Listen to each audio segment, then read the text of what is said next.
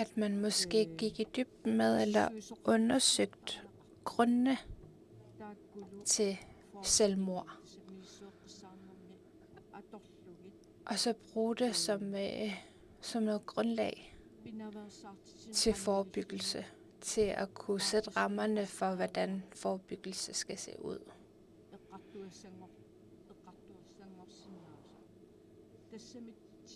Det vil give os noget, man kan tage og føle på, noget håndgribeligt, man kan gå videre med. Men hvorfor er der så mange, der vælger selvmord som en udvej? Hvis ikke vi stiller det spørgsmål først, så vil de andre forebyggelsesting, der foregår, heller ikke hjælpe. Så tak til Sara. Nu skal vi begynde at gå over til næste spørgsmål. Og den skal I begynde at drøfte inden frokost. Og når vi så har haft frokost, så fortsætter I dialogen. Men I kan lige starte med at bruge 10 minutter på at drøfte spørgsmål nummer 2. Hvilke værdier og styrker har vi som folk? Så hvilke værdier og styrker har vi som folk? Og det er så det, I skal starte dialogen på nu 10 minutter.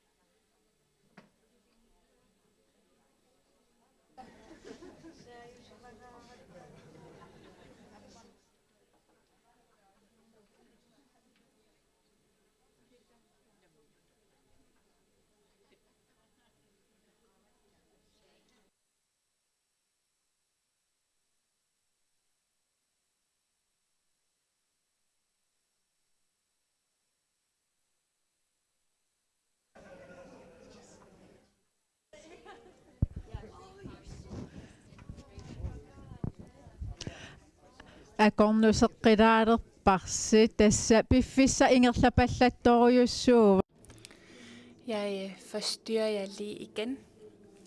Det er dejligt at se, hvor engageret I er, men tiden den går bare så hurtigt, så det er tid til frokost nu.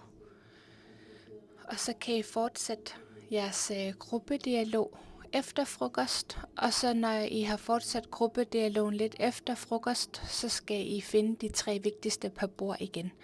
Men der er frokost nu oppe i restauranten til 12:30.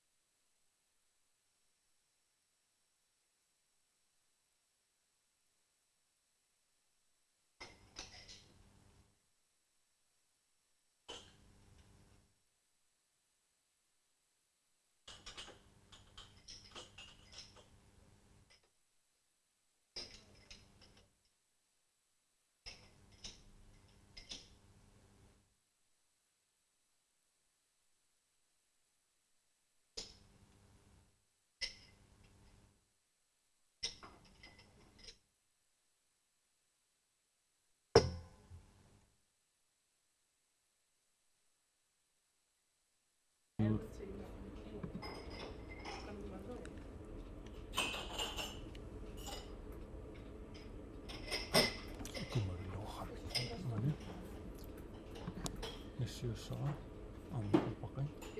Una ili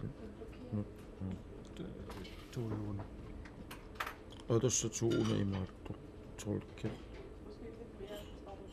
Ila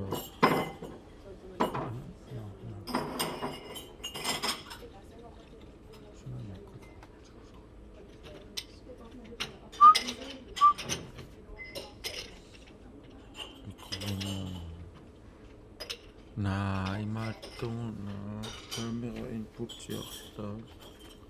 Immer eng. Ja. Ja, ila Inga. Doesn't make sense. Tuku. Olemme tuku.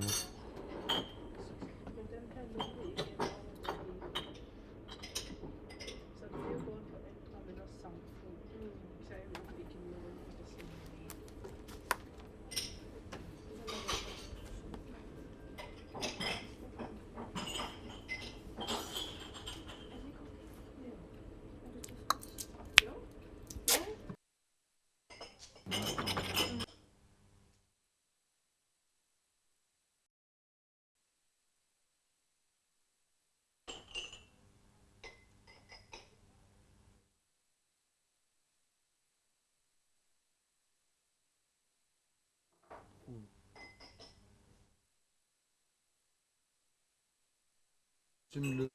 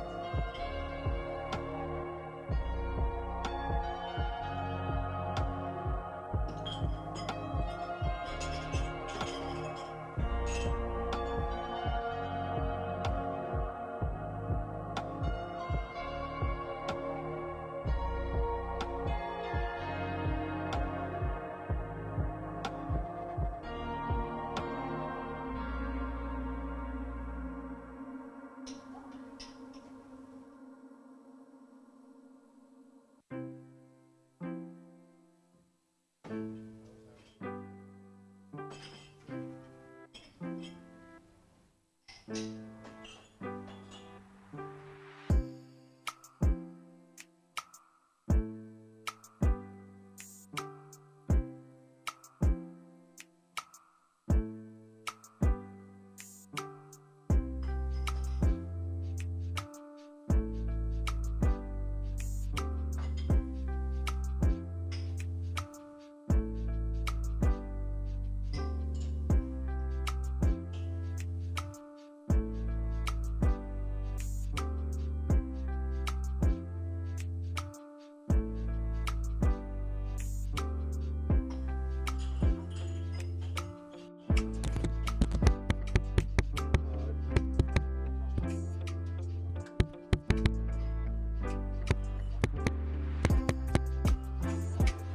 ana imaattorpunga ana qallunaatut ala qallunaatut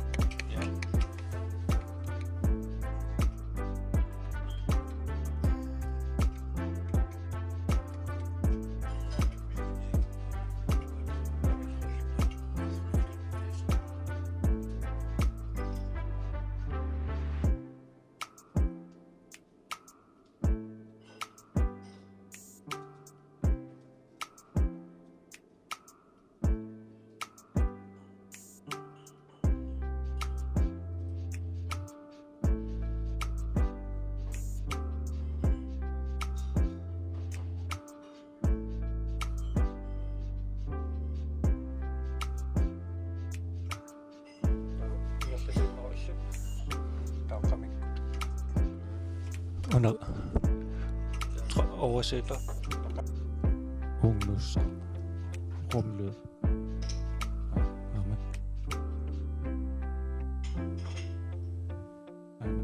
Flore med sekund. Ja.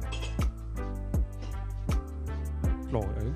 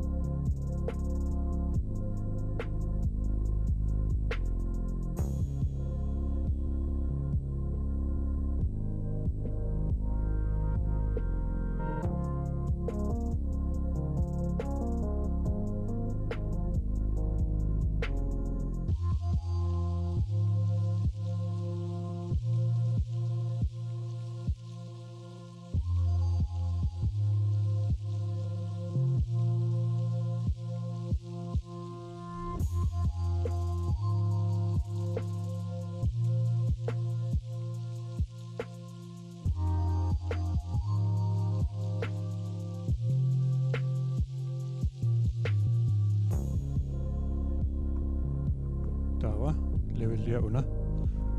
Levelliar naliput.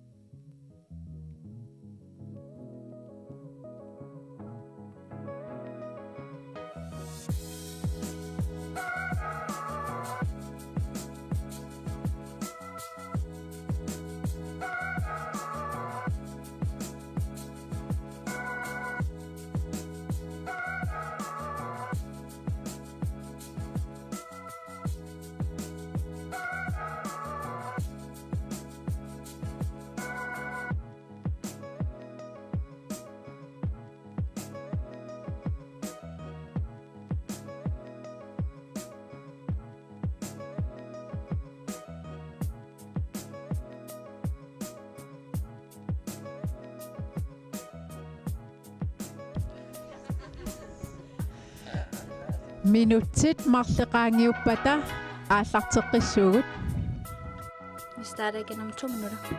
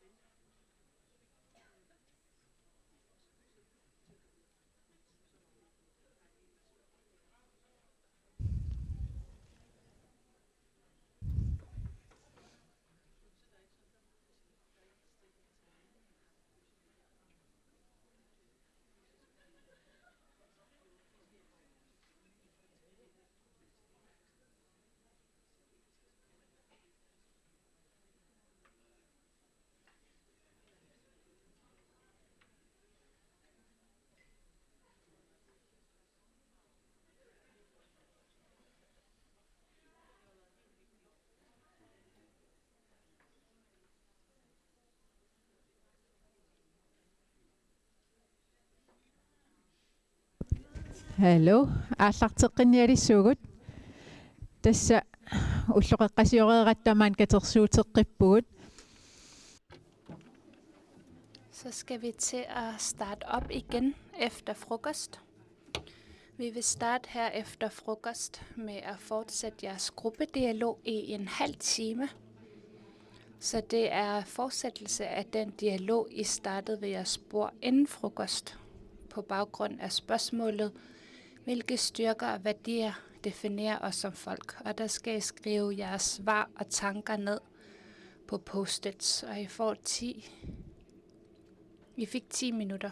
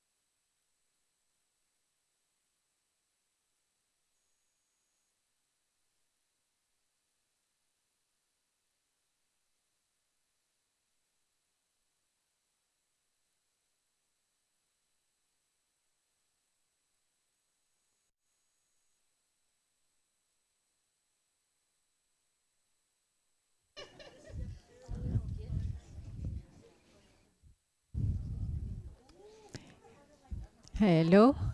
Massakit аллаттуитигалиси ам эққарсаатигилиссаварси. Mens I sidder og skriver, så skal I lige huske det her med, at hver bord skal vælge 3 af de vigtigste svar, I gerne vil frem med. Så det er 3, I skal vælge nu.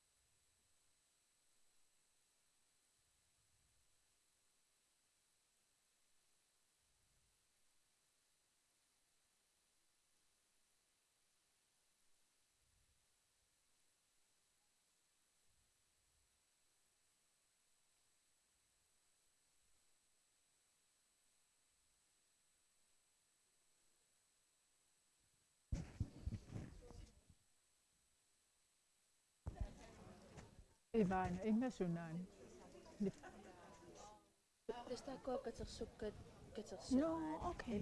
Yes. Okay, yes.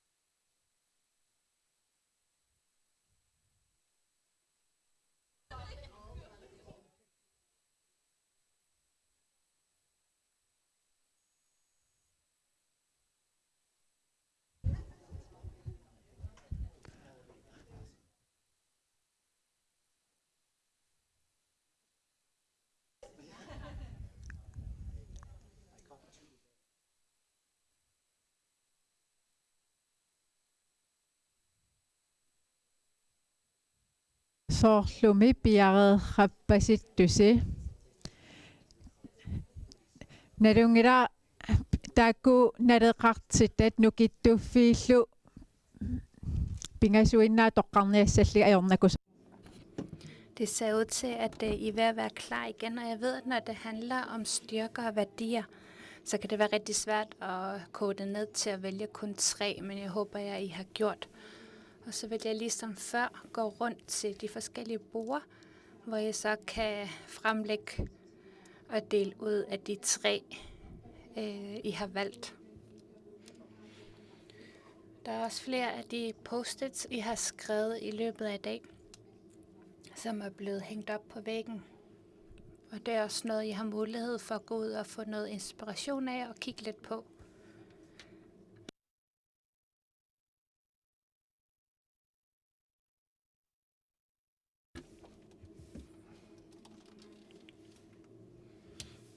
Noget af det, som vi synes kunne være en styrke, og noget af det, som vi synes er vigtigt, og noget af det, vi som samfund godt kan lide, er det her med at grine og fortælle historier og være sammen om noget.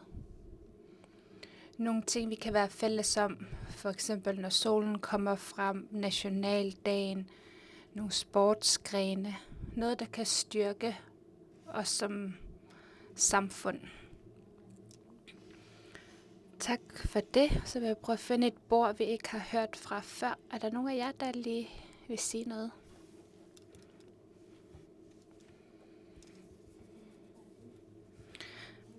Vi har skrevet, at hvis det skal... Eller... Vi har skrevet nogle af de ting, som er vores styrker i Grønlands kultur, at vi er gode til at hjælpe hinanden.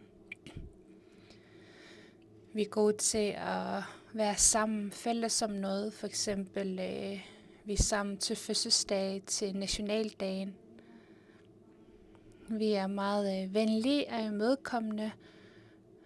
Når folk de kommer udefra, siger de lægger mærke til, at grønlændere er meget venlige.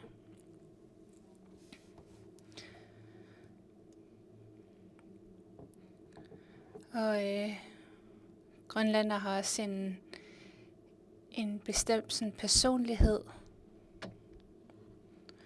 Og vi er meget dygtige til at hjælpe hinanden, når der er for eksempel forskellige arrangementer. Med hensyn til værdier, så kan vi nævne sådan noget som noget kulturelt traditioner, for eksempel vores nationaldragt, trommedans osv. Hvem af jer kunne tænke jer at nævne noget af det, I har talt om?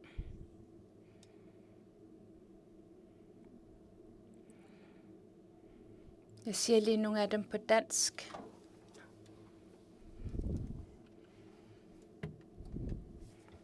Kulturikut, traditioner, åndeligt, vi hjælper hinanden. Malussaris suserarluta. Bingortita. Naturen giver styrke, ydmyghed, respekt, accept, ro, overblik. Yes. Qoyanaruyussua qoyan taamat avitseqatiginnissinnaas taava paarisakkormiunaasit katersissapput taakku. Og så vil dem fra Barisa gå rundt og samle de 3 af det vigtigste ind, som I har valgt. Lad os lige sige tak for alle for jeres gode deltagelse.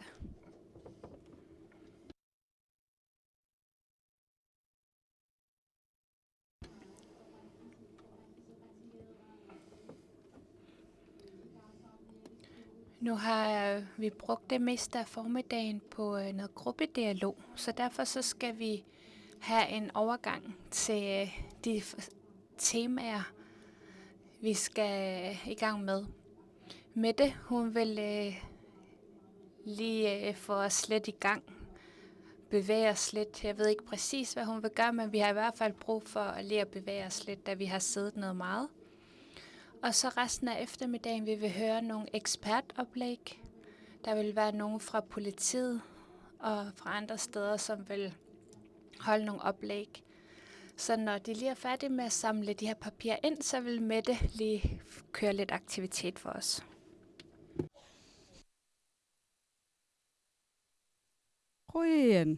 Går jeg igennem.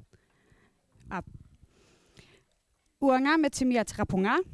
Jeg er så heldig at få lov til lige at få 5 minutter til at lige få skiftet lidt fokus, få skabt noget ny energi i rummet efter noget rigtig god mad. Lige om lidt, så skal vi sætte en lille aktivitet i gang. Den er overhovedet ikke farlig, og der er ikke noget, der er forkert eller en forkert måde at gøre det på. Jeg stiller nogle spørgsmål, og hvis man kan svare ja til spørgsmålet, så skal man rejse sig op. Så inden vi går i gang med det, så skal vi lige øve os lidt. Så nu skal I trække stolen lidt tilbage, så der er plads til, at man kan rejse sig. Må jeg lige... Meeteqallunaatut ingerlasussaagam pisariaqartittisoqarpat kalaallisnutterinerarnissamut. Mette kører det på dansk, så hvis I har brug for at lytte til det på Grønland, så kan I tage noget tolkeudstyr.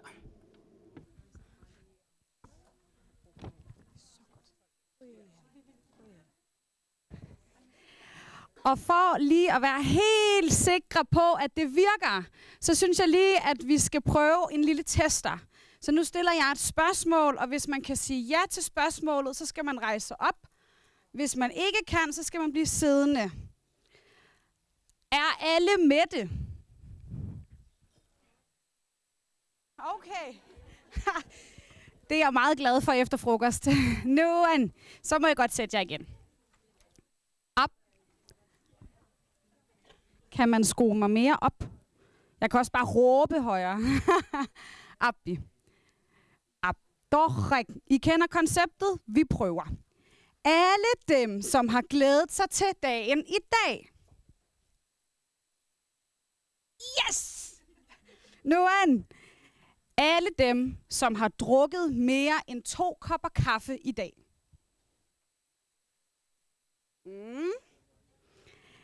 Alle dem, som ikke bor i Grønland.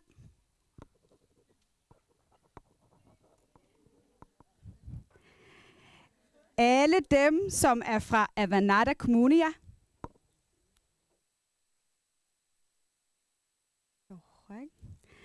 Alle dem, som er fra Kommune Riratalik.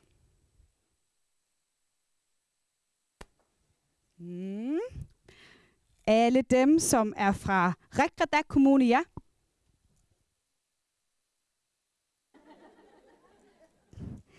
Alle dem, som er fra Kommune Refiksammasok.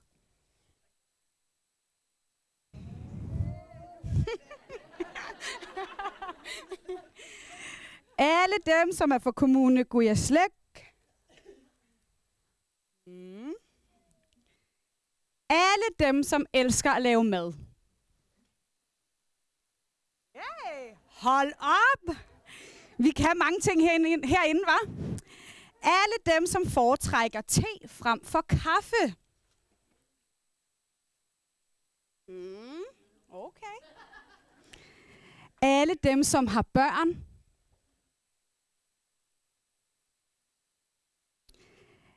Alle Alle dem, som har boet flere forskellige steder i deres liv. Wow. Alle dem, som har et eller flere kæledyr. Der er nogen, der har mange derovre. Eller er meget stolte. Alle dem, som har børnebørn.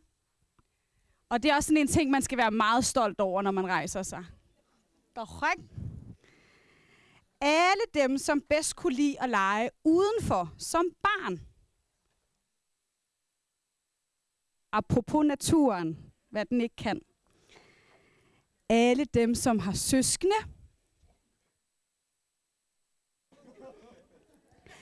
Alle dem, som har været på jagt i år. Alle dem, som har været på jagt i år. Alle dem, som går på lange vandreture. Ja. Alle dem, som skal fejre nytår med familien.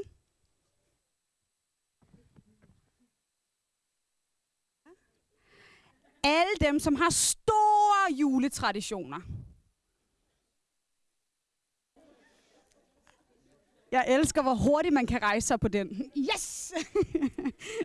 Alle dem, som strikker eller hækler.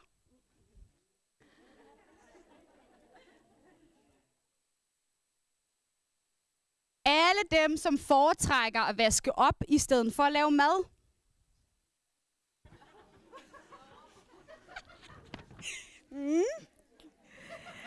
Alle dem, som elsker chokolade.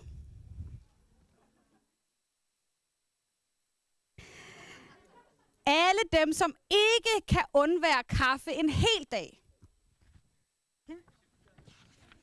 Ja. Jeg har mange sider endnu. Alle dem, som har bygget hule som barn. Alle dem, som kan lide stærk mad. Det gør du bare. Alle dem, som spiller instrumenter eller instrument. Alle dem, som køber brugt tøj.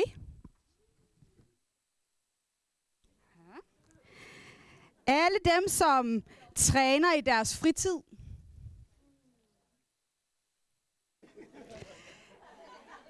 Alle dem, som ejer en ulu. Så.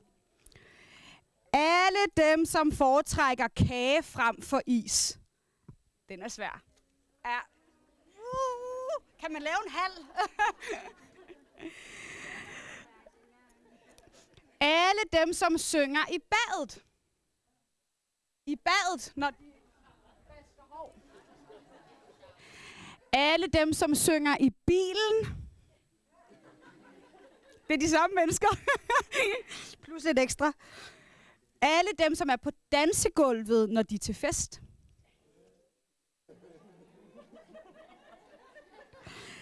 Alle dem, som elsker at se solnedgangen. Kan man stå dobbelt op? Alle dem, som er vilde med at plukke bær.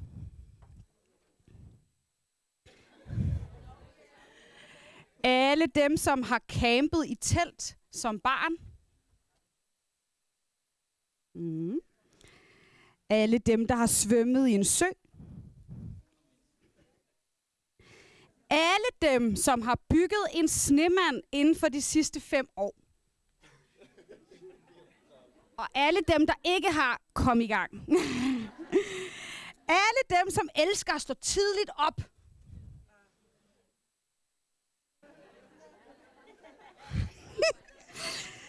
Alle dem, som foretrækker sommer frem for vinter. Den er svær. Alle dem, som elsker at læse bøger. Alle dem, der elsker at rejse.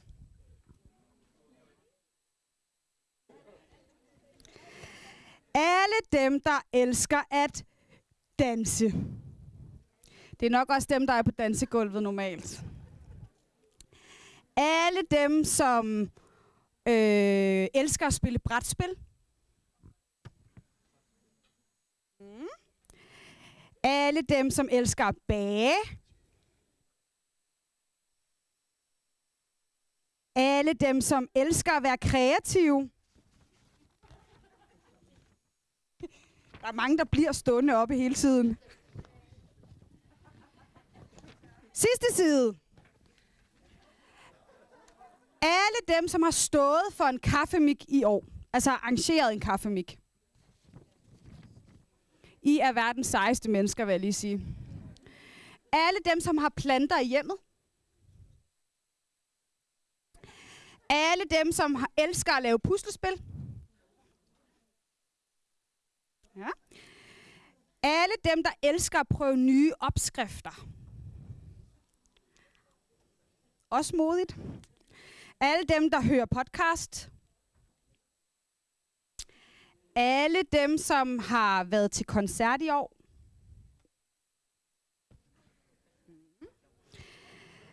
Alle dem, som er født og opvokset i en bygd.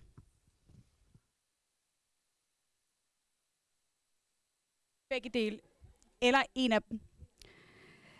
Alle dem, som har blå sokker på.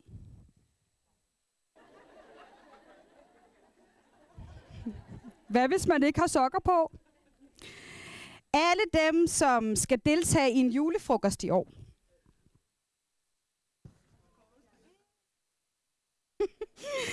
Alle dem, som har skudt en sæl. Easy. Alle dem, som har allergi for noget. Alle dem, som har spillet fodbold eller stadig gør det.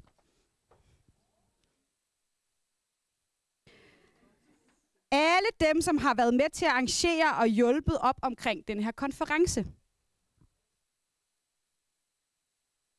Yeah.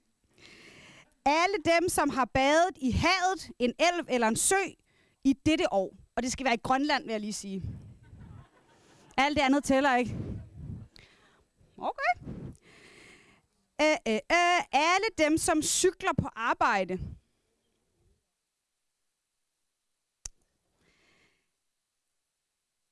Alle dem, som har købt sine første julegaver. Alle dem, der er færdige med deres julegaver. Alle dem, som synes, det er vigtigt at gøre en indsats for selvmordsforebyggelse.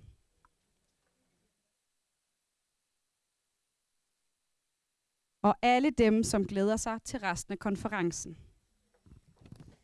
Yay! Røgen!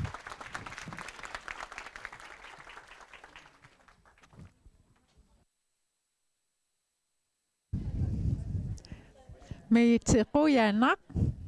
Akisen resegunarbud. Tak til Mette. Det kan godt være, at vi måske er lidt ømme i morgen.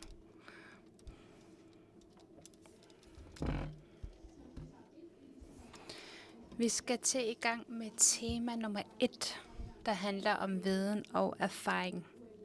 Så det er titlen for det her første tema, som vi skal beskæftige os med resten af dagen. Og den første, der har et oplæg, hedder Ivelu Seider. Og når hun er færdig, så er det Jan Geisler fra politiet, der vil holde et oplæg, og bagefter er det Arnarak Blok, som også vil holde et indlæg eller oplæg. I oplæggene, der vil der være fokus på viden og vidensindsamling omkring nogle faktorer inden for selvmord, men også beskyttelsesfaktorer.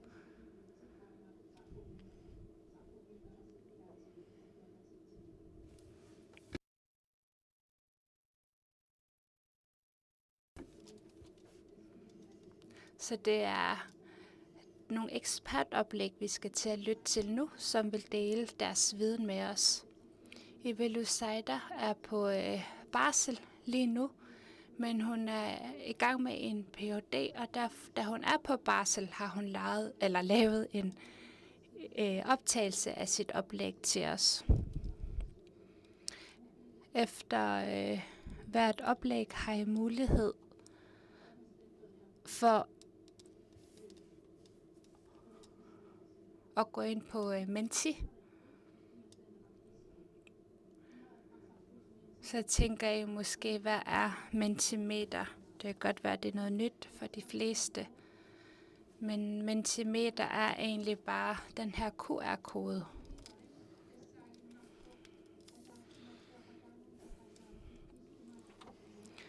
Og vi bruger Mentimeter her for at sikre os, at vi hurtigst muligt og mest effektivt kan indsamle den her viden fra jer. Så snart I har tastet noget ind og skrevet noget, stillet et spørgsmål på Mentimeter, så vil vi kunne se det med det samme her på skærmen. Alle spørgsmålene vil ikke blive besvaret, men der vil blive udvalgt nogle spørgsmål, som vil blive besvaret fælles. Så vi skal lige for at lære Mentimeter godt at kende, så skal vi lige spørge først en testspørgsmål. Kan du lide Faxe Kondi? Og der er 38 indtil videre, og 39, der siger ja, og 10, der har sagt nej. Hvis der er nogen af jer, der ikke kan få det her Mentimeter til at køre, må I gerne lige række hånden op, så vil der komme nogen og hjælpe jer i gang med det. Der er også en derovre, der har problemer med det.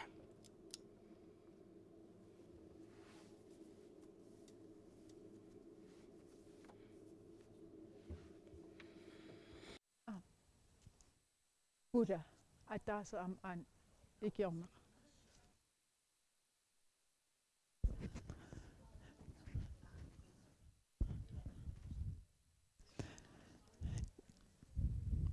Ayuku naaxaartut tas amerligaluttuinnarput immaqak suutavannisorn ajorsimas kisi unmisilittaatsigilaaginnarparput paasiniassagas. Kan vi se, at nej, stemmerne bliver flere og flere. Det er nok alle dem, der sidder, som ikke drikker sodavand.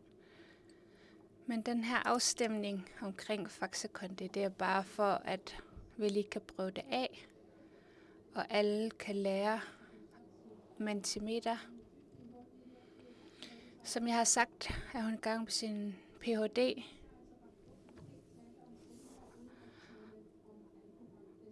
Så vi kan ikke tale om selvmord uden at tale om alkohol, og det er så titlen på hendes oplæg.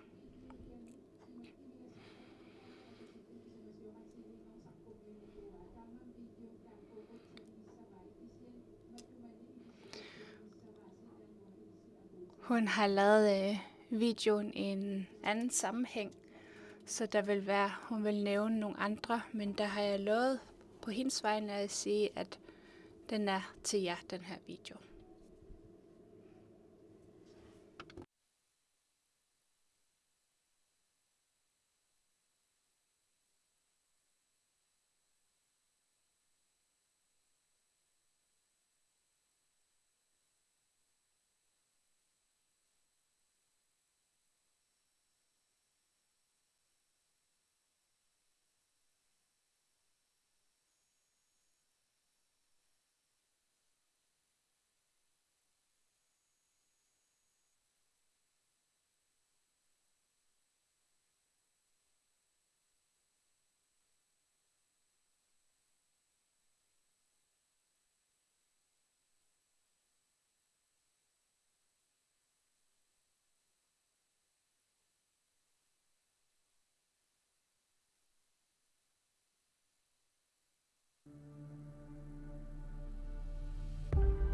Hej alle sammen, og tak fordi jeg må få lov at være med her online. Jeg hedder Ivalu, og jeg er Ph.D., og så er jeg forperson for Alkohol- og Narkotikarådet. Og jeg skal fortælle lidt om meget af min forskning i dag, som handler om selvmord, men jeg har også lavet en del forskning i alkohol. Og inden jeg går videre, så vil jeg bare rette en stor tak til alle jer, der gør det her vigtige arbejde omkring at fokusere på alkohol, fordi det er simpelthen så vigtigt. Så jeg anerkender også bare lige den store arbejdsindsats, der ligger bag alt det her, og arrangere det her seminar og samarbejde med WHO, og det er bare så vigtigt. Og det kommer jeg også nærmere ind på nu her i min snak.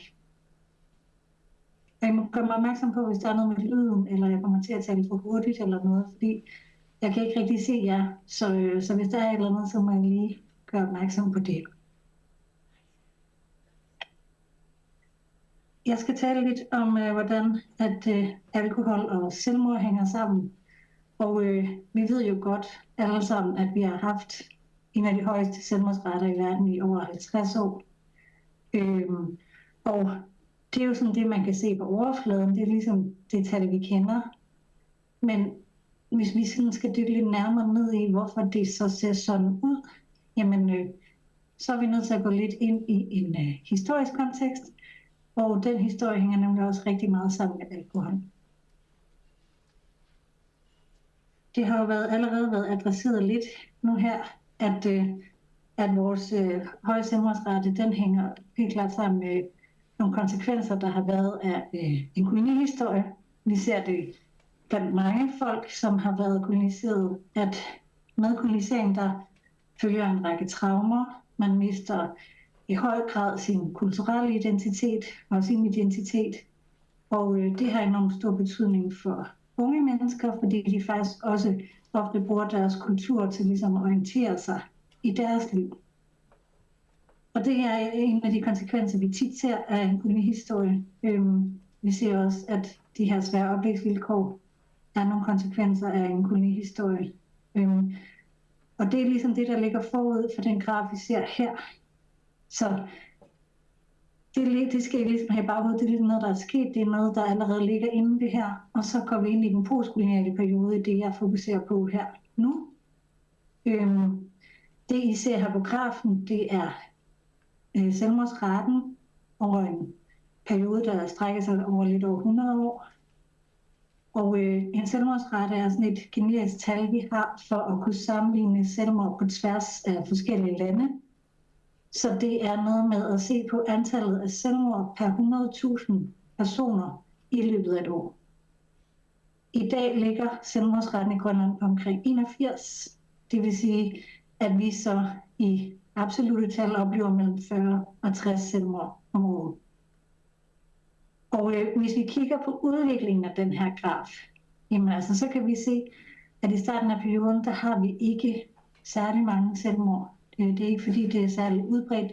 Det er heller ikke de bedste data, vi nødvendigvis har for den her periode, men det er ret tydeligt, at selvmord i hvert fald ikke er et stort problem i vores samfund. Og så sker der et eller andet her efter 60'erne, hvor at selvmordsraten begynder at stige markant. Og den stiger helt op til slutningen af 80'erne, som er heroppe, hvor den er helt op at ramme 120 selvmord per 100.000 personer årligt. Og efter den begynder at falde stille og roligt til det niveau, vi kender i dag, der ligger omkring de her 80 plus, hvilket jo er et ret højt niveau stadigvæk. Og hvad er det så, der sker her i den postkoloniale periode?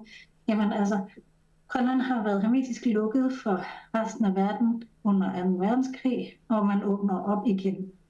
Og det gør man med en række moderniseringsprocesser, der rent faktisk går ind og virker ligesom de processer, vi har set under kolonitiden.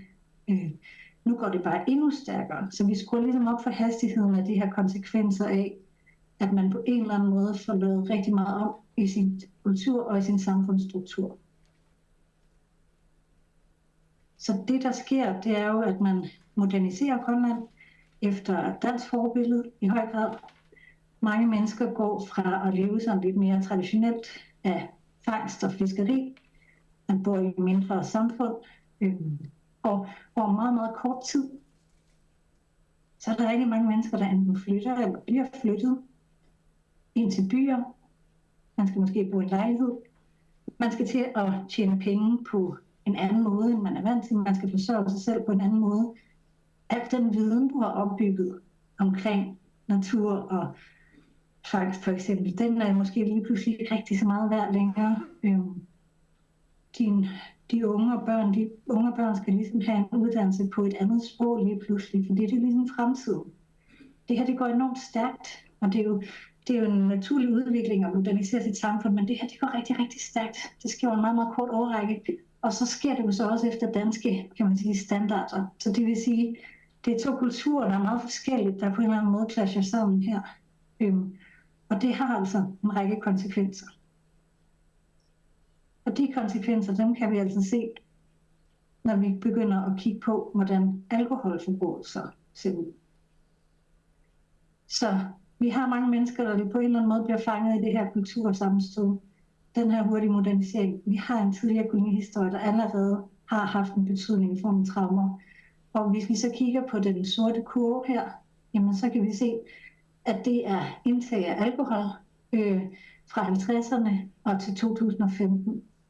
Og det er jo meget tydeligt, at alkoholindtaget det begynder at stige ret markant i den her periode. Noget af det er selvfølgelig forklaret, at der kommer danske håndværkere til Grønland og begynder at arbejde. De trækker det helt klart op. Men det er altså også et tegn på, at der er nogle mennesker, som ikke trives i samfundet med de her voldsomme omvæltninger. Og det ligger på sit højeste også her omkring 80'erne, hvor vi ser, at selvmordsraten også virkelig ligger højt, hvorefter det så begynder at falde. Så det vil sige, nu kobler jeg historie og selvmord og alkohol. Og alkohol er jo vigtigt på flere områder, når vi snakker selvmord. En af de områder, som de andre også har været lidt inde på, det er, at alkohol har betydning for de her svære opvækstvilkår, det som Eva kaldte ACEs. Her kan vi se folk, der har oplevet alkoholproblemer i barndomshjemmet, eller vold, eller har været udsat for seksuelle overgreb. Og vi kan se, at hvis man ofte har oplevet det her, blandt andet med alkoholproblemer eller vold, jamen så har man så er der en meget større andel, som så også har oplevet og har selvmordstanker. Det vil sige, det er nogle vigtige risikofaktorer, når vi taler om selvmord. Især når vi for eksempel kigger på det at være udsat for et seksuelt overgreb. Der er en ret stor andel, der har været udsat for det, som også har haft selvmordstanker. Og vi ved, at hvis man vokser op med alkohol, så er man i langt forøget risiko for også at opleve de her belastende opvækstvilkår. Og vi kan se, når vi spørger ind i befolkningsundersøgelserne og kigger på andelen, der rapporterer at være vokset op med en af de her 3 opvækstvilkår. Og hvis vi fordeler det på forskellige fødselsårgange, som vi gør her, jamen så kan vi godt se, at dem, der ligesom er født i 50'erne og op efter, der er flere og flere, der angiver, at de faktisk er vokset op med de her svære opvækstvilkår. Det vil sige, at de risikofaktorer, vi kender for selvmord, de bliver flere og flere. De bliver mere og mere til stede i befolkningen. Og kigger vi på dem, der er født i 80'erne, så er det faktisk det er over 80% af befolkningen, der angiver at være vokset op med dem her. Så det vil sige, at vi har altså en befolkning, der er utrolig påvirket af de her risikofaktorer. Når vi så kigger på, jamen, hvad ved vi rent faktisk fra forskningen i selvmord i Grønland, jamen altså, så er det forskellige arenaer, der udspiller sig på. Vi kigger på familien, individet og lokalsamfundet. Der er nogle beskyttende faktorer, det må jeg ikke komme så meget ind på her i dag, men i stedet vil jeg lige snakke om risikofaktorer, fordi nu taler vi jo om alkohol. Og vi ser her på familieniveauet, jamen de her belastende opvækstvilkår, som jeg lige har snakket om, det er nogle afgørende risikofaktorer, både for selvmord og selvmordsadfærd. Så har vi nogle sociodemografiske faktorer, som er sådan noget med arbejdstilknytning og at være ung mand for eksempel. Helbred og trivsel. Mange risikofaktorer, som vi sådan set ser mange andre steder også. Men alkohol er rigtig vigtig her, fordi at alkohol ofte fungerer på individniveau som en risikofaktor, der er den udløsende faktor for et selvmord. Blandt de unge, som jo primært er dem, vi mister, der sker det jo tit, at vi ser et selvmord i forbindelse med, at de er påvirket af alkohol, og så oplever de en eller anden form for konflikt med en partner eller en eller anden relation, eller en eller anden voldsepisode. Og så er det, vi ser, at selvmord opstår. Tidligere har man målt alkohol blandt dem, der er døde af selvmord, og der kunne man se, at jamen, op til 90% af de her ungdomsselvmord, der var der både alkohol og konflikt som baggrund. Vi ved også, at alkohol i sig selv øger risikoen for selvmord, og hvis det er sammen med vold, jamen så er det endnu mere. Så alkohol er både vigtigt, når vi snakker opvækst, men også som i sådan den her og nu tilstand, hvis man er påvirket. Og derfor kan vi ikke tale om selvmord uden at tale om alkohol. Og det er simpelthen bare så vigtigt, at vi fokuserer på det. Hvis vi skal gøre noget ved selvmord, jamen så skal vi også gøre noget ved alkoholforbrug. Og især rusdrikkeri. Fordi så risikerer vi i mindre grad, at de unge de kommer til at stå i de her situationer, hvor de er meget påvirket, og de på en eller anden måde befinder sig i en eller anden form for konfliktsituation. En idé kunne være, at man kunne begynde at fokusere noget på nogle alternative aktiviteter, som ikke nødvendigvis indeholder alkohol. Altså alkohol behøver ikke at være en faktor, når man skal have det godt sammen med sine venner. Der har vi jo behandling og støtte til familier, hvor man har problemer med alkohol og traumer, det er vigtigt. Og så sådan lidt mere sådan en styrkebaseret tilgang, at vi fokuserer på det, der fremmer trivsel, fordi alkoholindtag, jo, som man kan se, jo tit også er et tegn på, at man har oplevet noget skidt. Og derfor så bruger man jo alkohol som en eller anden form for coping, det ser vi i forhold til kolonihistorien. Så derfor jo mere vi kan højne trivsel, blandt andet ved at inkludere kultur, fællesskaber og natur, og de styrker, vi har lokalt, jamen jo mindre har folk måske også behov for ligesom at selvmedicinere med alkohol. Så det er i hvert fald nogle af de løsninger, jeg ser, når vi skal snakke om, hvordan vi kan reducere selvmord igennem alkohol. Og Anna.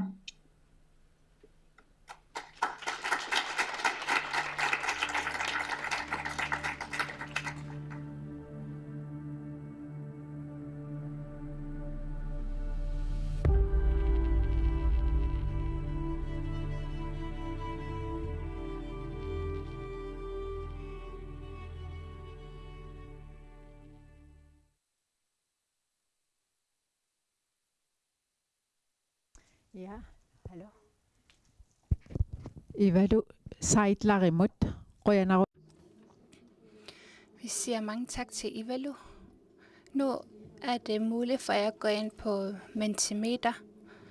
Er der nogle ting, I kom til at tænke på at sætte hendes oplæg nogle tanker i gang, eller har I eventuelt nogle spørgsmål til Ivalo?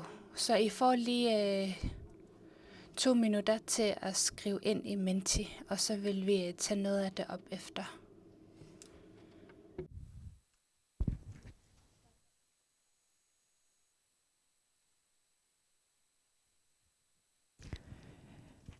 Mentimeterikut akinjarnisin arlan aornartorsiutera. Og hvis I støder på problemer med Mentimeter, så ræk lige hånden op, så kommer der en og hjælper jer.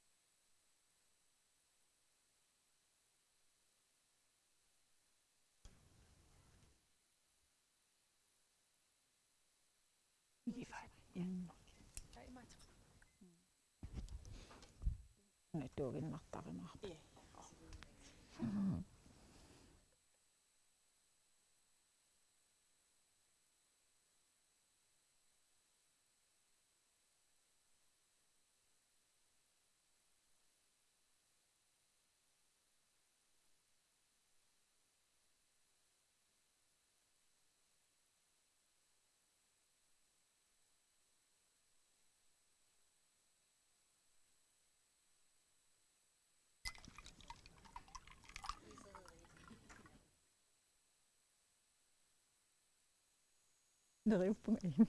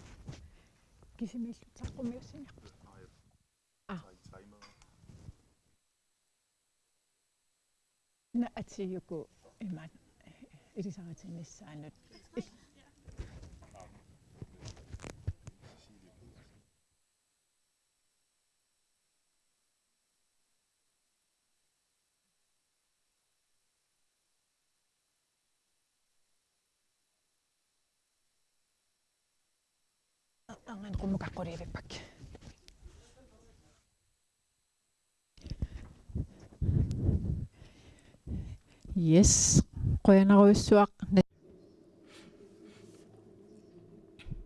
Så mange tak for det, I har sendt ind på Menti. Nu skal vi høre et oplæg fra Jan Geisler, og det er omkring politiets tal og nogle observationer omkring selvmord og selvmordsadfærd fra deres arbejde af som betjente.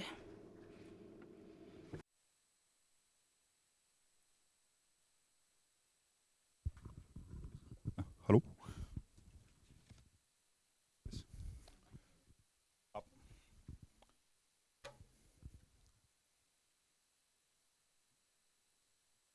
Hej, jeg hedder Jan Geisler, jeg kommer fra Grønlands Politi. Jeg kan starte med at fortælle lidt kort om mig selv. Jeg har været i politiet i 16 år, og i politiet der har jeg både været i... Ja, tak. Yes. Ja, det lyder godt. Men jeg har været i politiet i 16 år, og jeg har været både, jeg har kørt patrulje i Danmark og i Grønland. Jeg har været i Nuuk, og jeg har været ude på kysten. Jeg har været i vagtcentralen, og senest der har jeg været afdelingsleder. Jeg har været afdelingsleder for politidistrikterne, det vil sige, at jeg har haft vores 18 politistationer rundt på kysten. Og nu er jeg leder for operativ stab, og noget af det, vi laver hos mig, det er, at vi laver kriminalitetsanalyser, og vi har noget central forebyggelse, og vi laver analyser på blandt andet selvmordsområdet også. Og her i dag, der vil jeg fortælle lidt om, hvad vi har af data. Jeg vil præsentere nogle tal og vise nogle tendenser, og så vil jeg forsøge at bygge lidt oven på det, med hvad jeg har erfaringsmæssigt som politimand og som politileder. I min afdeling, operativ stab, der har vi et afsnit, der hedder IA og forebyggelse. Der laver vi blandt andet nogle kriminalitetsanalyser, men vi laver også analyser på alle mulige andre ting. Vi har selvmordsanalyser, sædelighedsanalyser, analyser på narko, og så har vi Grønlands Politis årsstatistik. De analyser, vi har, det er noget, som vi deler med andre, blandt andet årsstatistikken, og de andre analyser, vi har, for eksempel selvmordsanalysen, det er noget, vi hovedsageligt har til intern brug, men hvor vi deler uddrag af de her analyser med andre, også i det omfang, det kan lade sig gøre. Der kan være en problematik i, at tallene med selvmord for eksempel, hvis det er, at man kigger på selvmord på en konkret by, et konkret år, så kan det godt ende med at være personhenførbart, hvis der for eksempel kun har været 1 eller 2 eller 3 selvmord det år. Så det er ikke alle tal, vi kan dele med alle. Ja.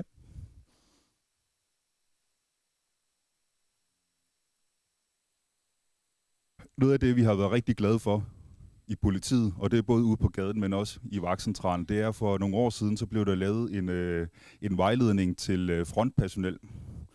Det er et tværsektorielt samarbejde, hvor man har lavet den her vejledning, et handlingskæde.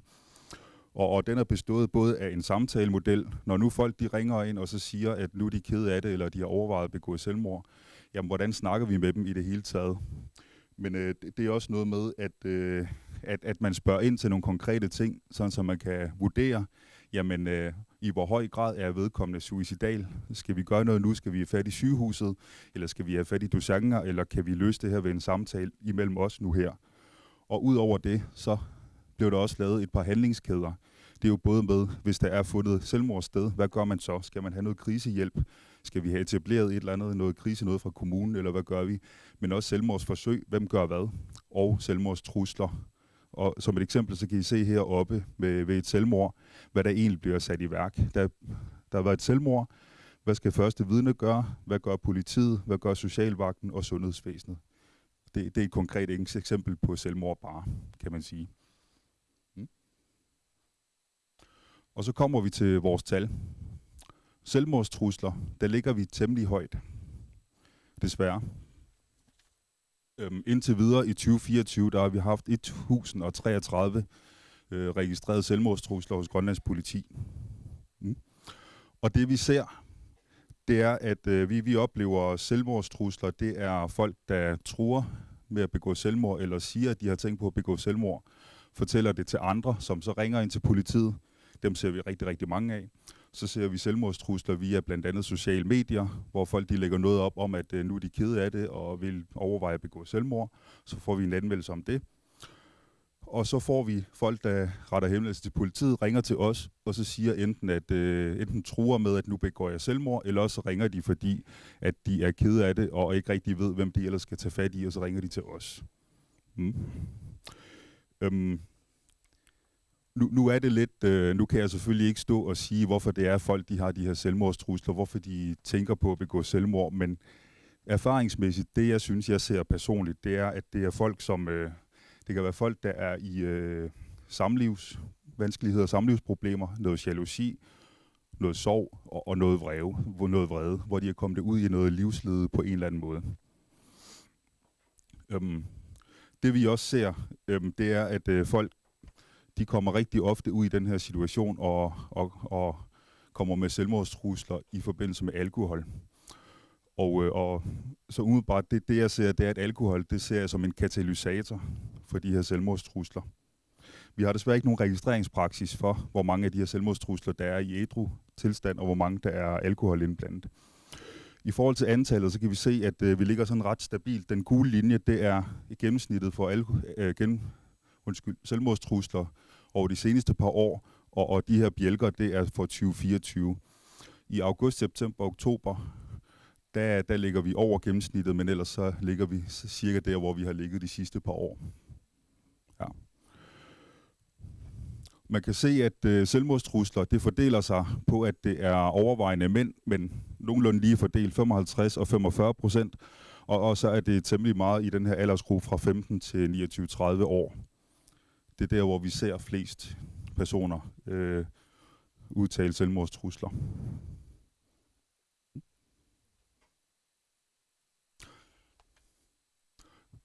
Næste statistik, det er selvmordsforsøg. Og jeg tænker, at det første, der lige springer i øjnene, det er september måned, hvor vi har haft 15 selvmordsforsøg. Men det skal jeg starte med at sige, at tallene, de er, altså 15, det er jo 15 for meget, det kan vi godt blive enige om. Men statistisk, der er tallene trods alt så små, at der skal ikke ret meget til. Jamen så ser det ud som om, at grafen den er dobbelt så høj. Var vi oppe i 100 eller 1000 selvmordsforsøg, så vil plus minus 10 selvmordsforsøg, det vil ikke fylde ret meget statistisk. Så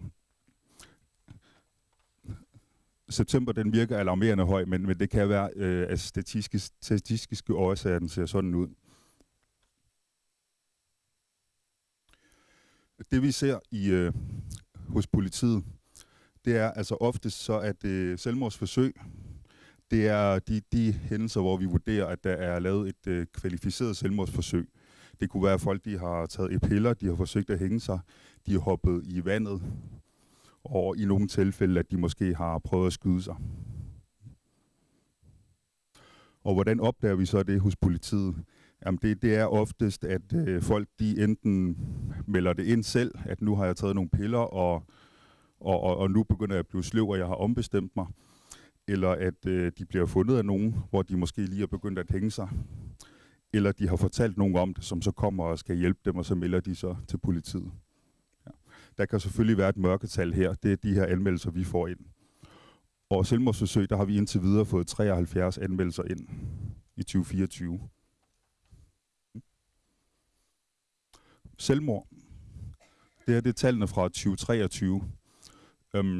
Grund til det er fordi, at selvmord det er jo selvfølgelig alvorligt. Det er så forsøg og trusler så egentlig også. Men hvert år omkring januar måned, der går politiet sammen med landslægeembedet, hvor vi går ind og kigger på de dødsfald, der har været, de selvmord, der har været. Og så sidder vi og sammenstemmer sådan helt konkret fra sag til sag, hvor mange har der helt præcist været. Og det kommer vi også til i starten af januar her næste år. Og der er vi af god grund ikke nået til endnu, så det her det er 2023-tallene. Og der har vi indtil videre i år, der har vi ligget sådan rimelig stabilt imellem 1 og 5 selvmord om året. Og det er for mange, selvfølgelig er det det. Men der ligger vi på nogenlunde niveau med de forrige år.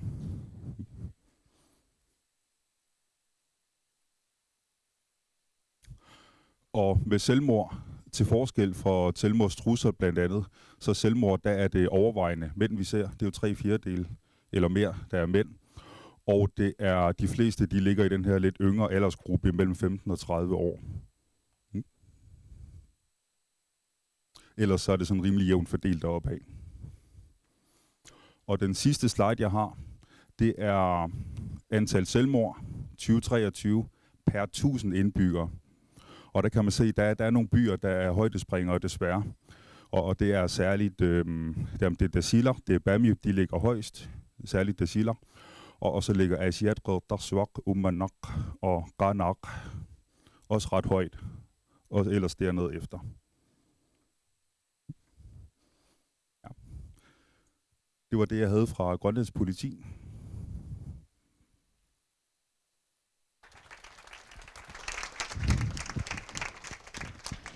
Jan Geisler imod Qoyanaruisuaq apet. Vi siger mange tak til Jan Geisler, og hvis det har sat nogle tanker i gang hos jer, eller hvis I har noget, I gerne vil sige, stille spørgsmål eller komme frem med, så kan I lige bruge 2 minutter på at skrive det ind i Mentimeter. Og når I har gjort det, så vil vi høre det næste oplæg.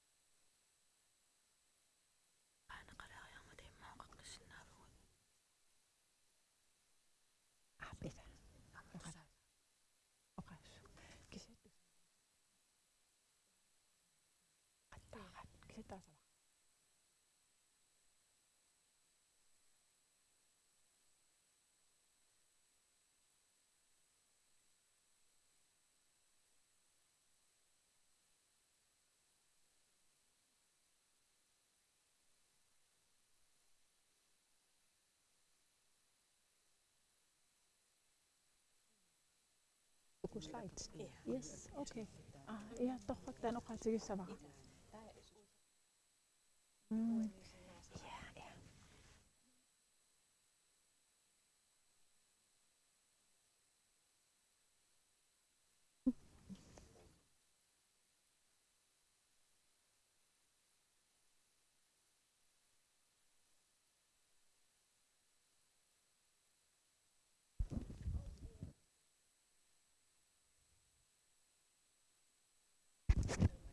Am kigge.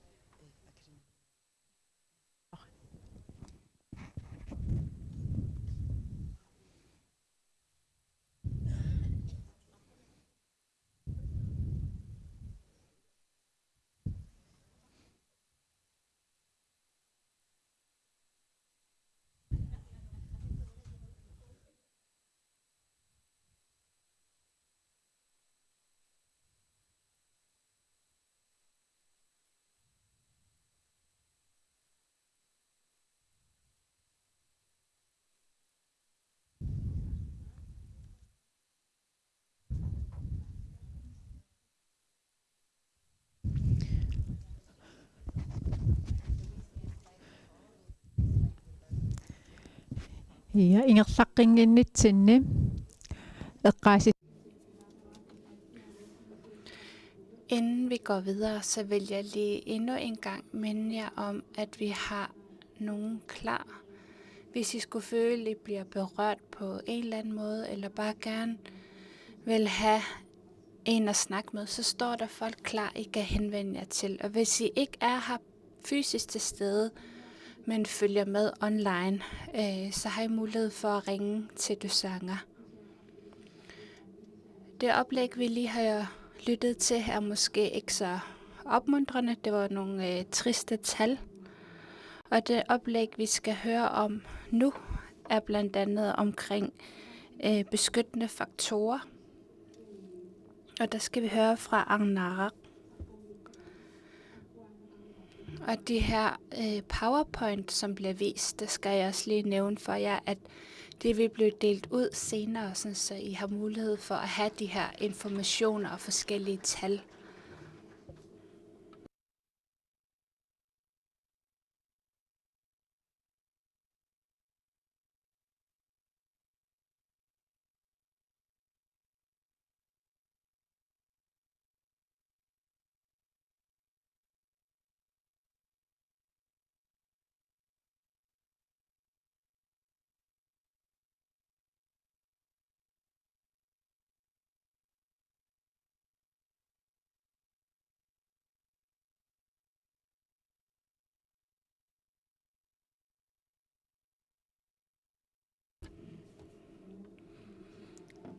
Hej alle sammen.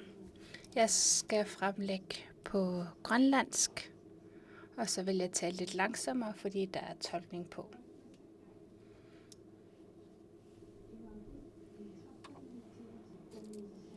Jeg skal holde det her oplæg på 13 minutter, og jeg har lavet det her arbejde i løbet af flere måneder, så jeg vil bruge tiden på at fortælle om resultaterne, og ikke så meget arbejdet, der ligger bag. Jeg hedder Arnar Patricia, og jeg er 39 år. Jeg bor i Norge, og jeg har 2 drenge. Jeg har arbejdet i Barisa 2-3 år, og jeg arbejder nu på Center for Folkesundhed.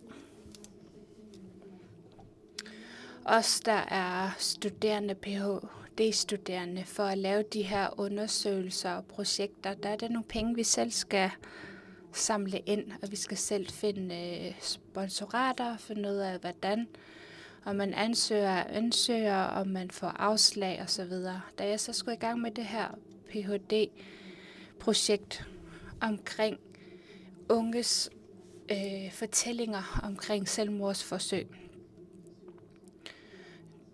der havde jeg fået flere afslag, og jeg hørte om en svensk person, der havde fået noget godkendelse til noget andet undersøgelser, så der må jeg indrømme, at jeg græd til at starte med, at det skal være så svært med det her arbejde. Men heldigvis har jeg snakket med Agi Matilda fra Folketinget, efter jeg havde fået afslag på alt det her, og der kæmpede de for at kunne finde nogle penge til, at jeg kunne lave den her Ph.D.-undersøgelse. Så det, jeg besluttede mig for, skulle være emnet i mit studie. Det er mange af dem, jeg har været med til at uddanne. Jeg har blandt andet i år uddannet 13 instruktører i selvmordsforebyggelse, og der er mange af dem til stede nu. Jeg har rejst til alle kommuner, og jeg er selv blevet oplært fra Livslinjen, og det materiale, som jeg er blevet undervist i fra Livslinjen, har jeg selv lavet om at oversætte til grønlandsk. Og når jeg er ude og holde kurser, så kommer der mange hen til mig og fortæller mig, at jeg har haft et selvmordsforsøg. Jeg har tidligere prøvet at begå selvmord, men nu har jeg det meget bedre. Nu har jeg det godt igen. Og så er de med til de her kurser for at kunne bruge deres erfaringer og kunne bruge deres styrker i det videre arbejde. Og der har jeg tænkt, det er ret interessant at finde ud af, hvad sker der i den periode fra, der er selvmordsforsøg, til de sidder her i dag og er på kursus i selvmordsforebyggelse. Så det, at de har kunne arbejde sig selv videre i livet, er noget af det, vi kan bruge, fordi at de har samme baggrund som os, de har samme kultur, samme nationalitet. Jeg kører bare lige det her meget hurtigt videre. Jeg har brugt kvantitativ metode i min Ph.D.-undersøgelse.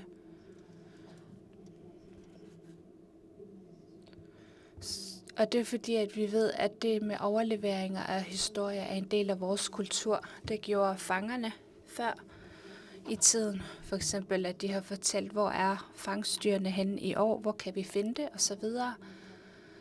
Så i dag, der lever vi godt nok i varme lejligheder og har ikke de samme livsvilkår som dengang, men vi har overleveringer er stadigvæk en stor del af vores kultur.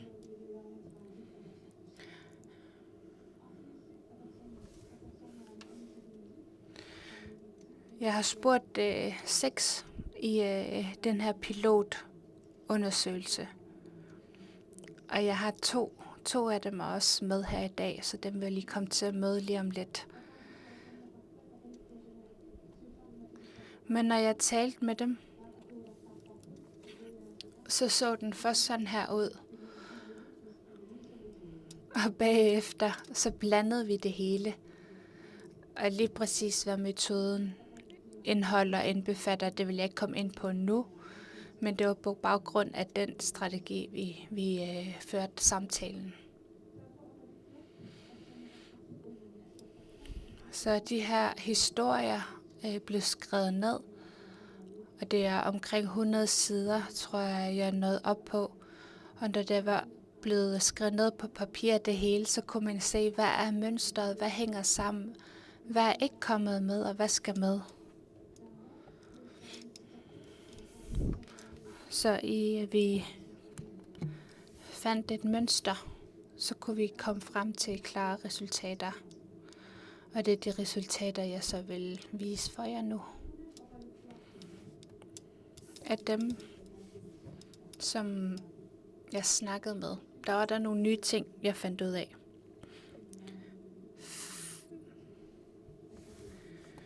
De her 6 unge mennesker, jeg snakkede med, der har haft eller har forsøgt selvmord, der var 5 af dem, der har været på Al-Lorfik. De fortæller blandt andet om at være opvokset op i et hjem med vold, alkohol. Og det er alle sammen nogle faktorer, vi kender til, som kan føre til selvmordsforsøg. Og der har jeg så spurgt, da du gik på Al-Lorfik, hvad var det, der hjalp dig? Og der var noget af det, der blev sagt, der, at jeg havde mulighed for at tale om mine følelser på grønlandsk, for eksempel uden en tolk.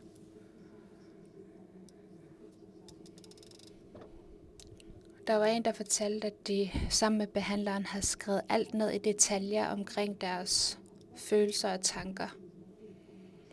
Noget af det, der også blev nævnt, det var, at dem, der havde været på Al-Lorfik, de også fik lært at tage ansvar. Som det næste, der blev nævnt, så var det naturen. Af dem, jeg snakkede med, de 6 unge, der havde forsøgt selvmord, de havde brugt naturen til at hente styrke. De fortæller, at når de var ude i naturen, så var der helt stille. Der var stille i deres tanker, i deres hoved. De kunne mærke deres følelser. Og på den måde kunne de bedre arbejde på deres følelser. De kunne se lyset, mørket, køre på slæde, mærke kulden, se sneen. Der var en mand, der også fortalte, efter han havde været på Al-Lorfik, at han var alkoholiker, havde brugt rusmidler, og det blev så slemt, at han til sidst skulle opereres på Rigshospitalet.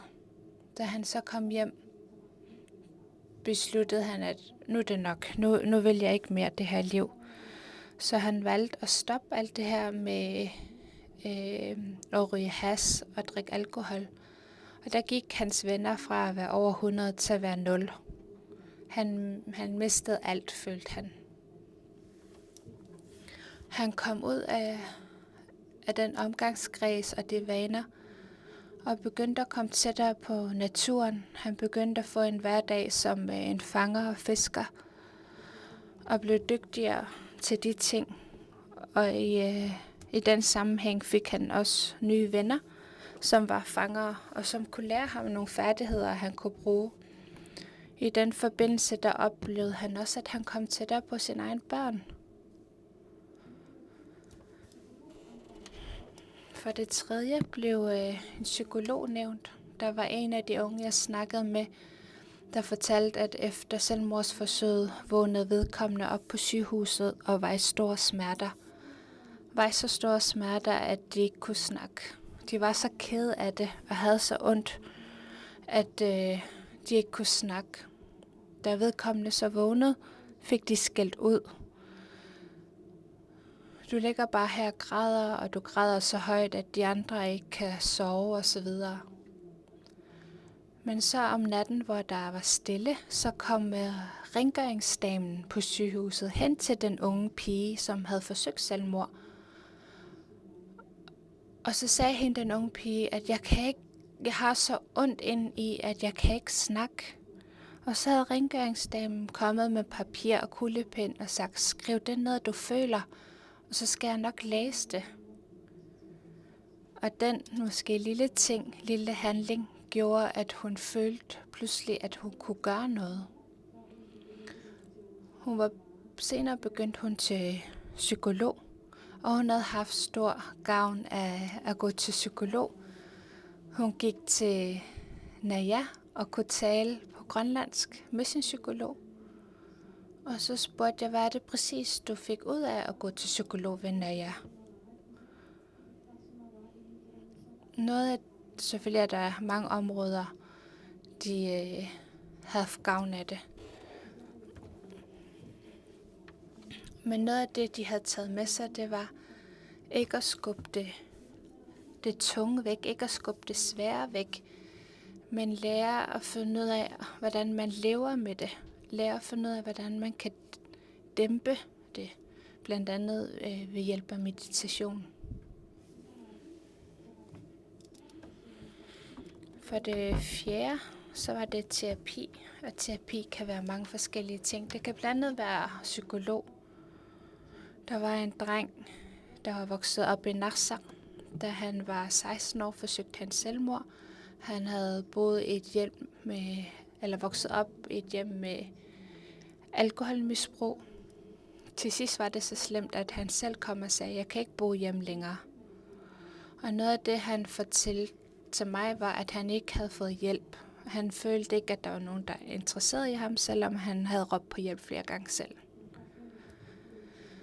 Så han vågnede op på sygehuset og fandt ud af, at hans selvmordsforsøg ikke var lykkes.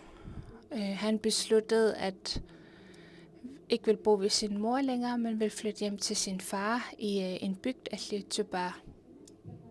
Da han var i Atliutubár, så han pludselig en plakat om et kursus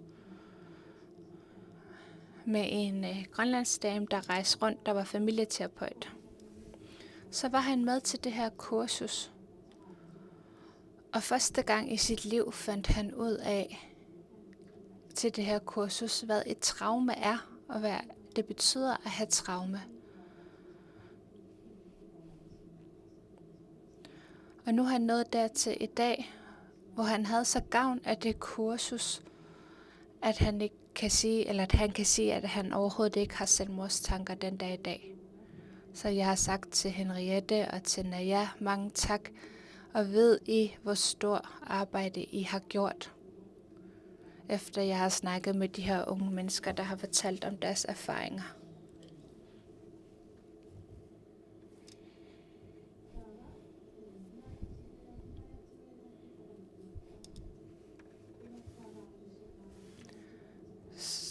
Jeg vil gerne lige prøve at gå lidt tilbage til det her med naturen.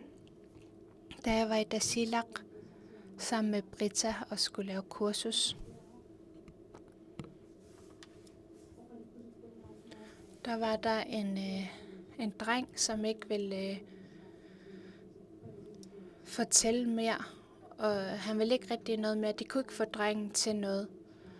Så forældrene havde ringet til præsten og sagt, at de ikke vidste længere, hvad de skulle gøre med deres dreng.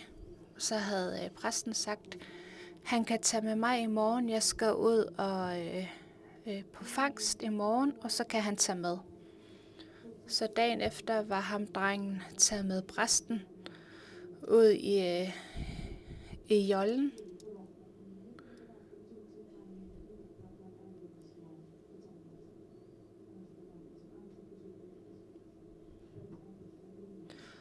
Og de var gående, og de havde gået 2 timer, og så havde drengen besluttet, at han var hjem. Så de gik 2 timer tilbage til båden, sejlede hjem. Drengen ville ikke sige noget stadigvæk. Han havde ikke lukket op for præsten. Dagen efter, så havde drengen ringet til præsten og sagt, tak, du har reddet mit liv. Så det er en anden form for terapi, at det ikke kun er psykologsamtaler. Ligesom præsten, ligesom rengøringsdamen, at man bare kan se andres smerte. Det er en styrke at kunne det.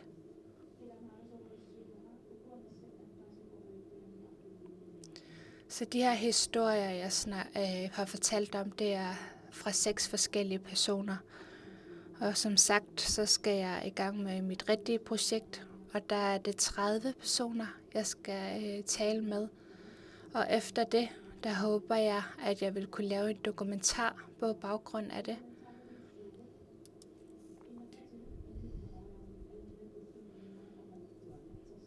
Og det skal være en dokumentar omkring historier af folk, der har forsøgt selvmord.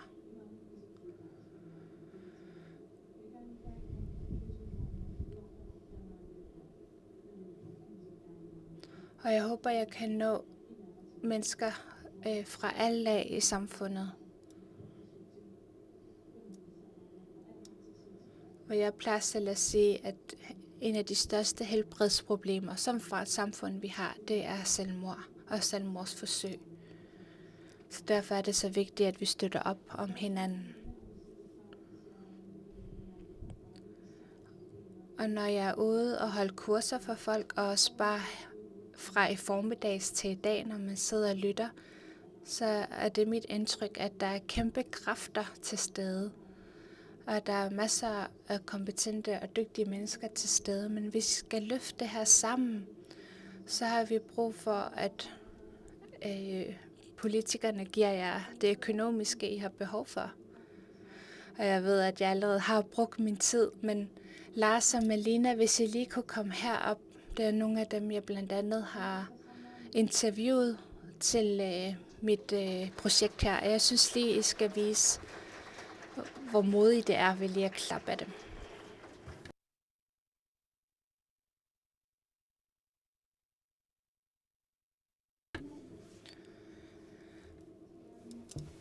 Så vi holder bare lige den her i hånden.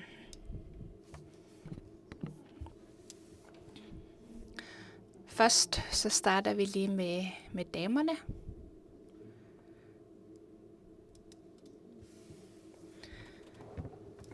Malina, du lever et rigtig godt liv, og er selv behandler i dag. Hvad har været en faktor eller grund til, at du har kunne komme der efter dit selvmordsforsøg?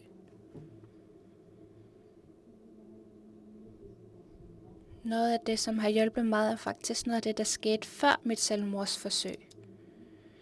Min lærer i folkeskolen.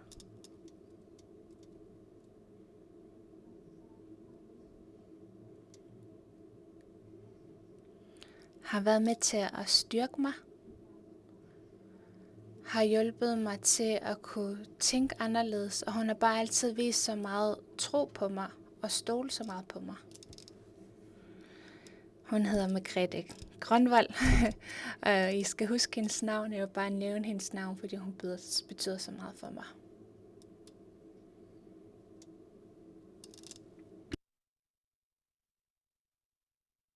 Vi siger lige tak til Malina.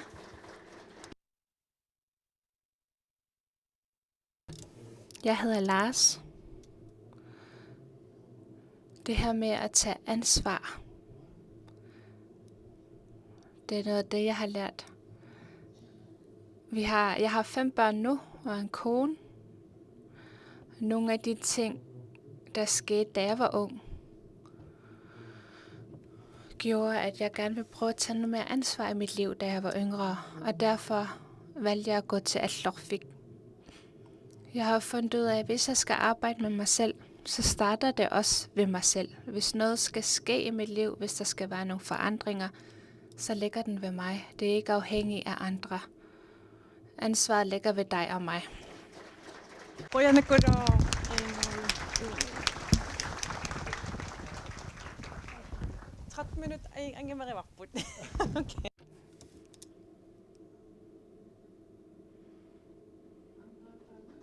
Vi siger tak til Lars, Malina og Agnara.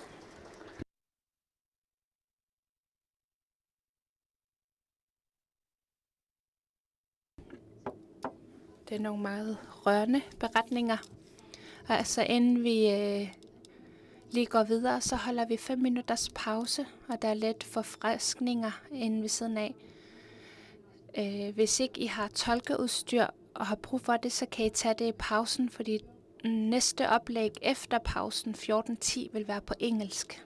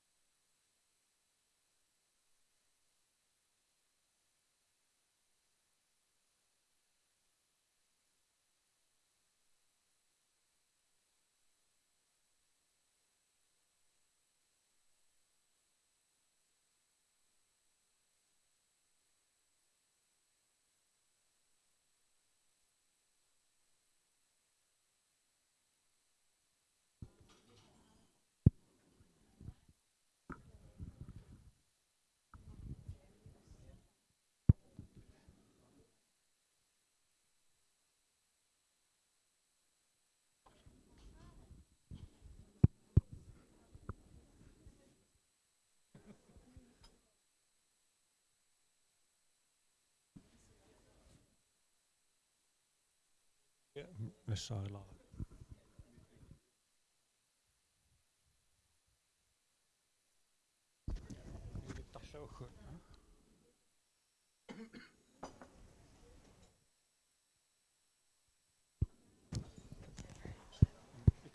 Vi tager Ivalus og Jens spørgsmål, og så til sidst Amager. Ja, det er nemmest.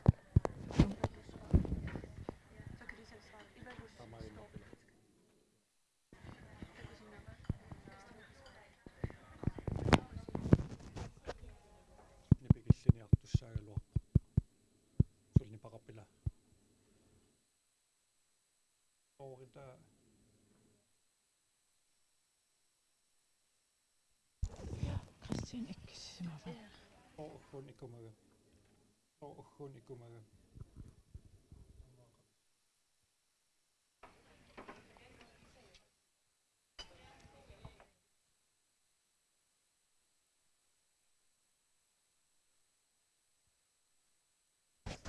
Yes, ааллартеққиниалиссуугут кингиллиит каффим тигиусисут тимиллуунни утаққилаариарлигит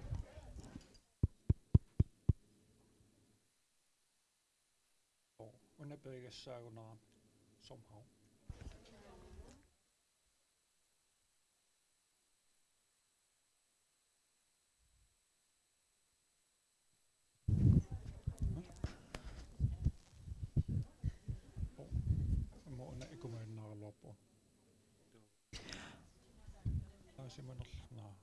How to relay.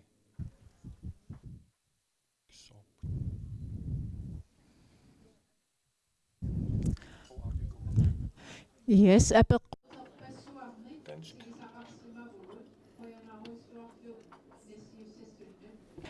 апеққутит акорнанни иммаамарлуссунник акисақассуугут тас апеққутит ивалу сайтларимукартут аамалу иан кайсларимут апеққутит тааккуусиуллиуллугит уунга нуисилаасавагут саққуммерсиссавак уггуна аперисеқарсимау ивалумут.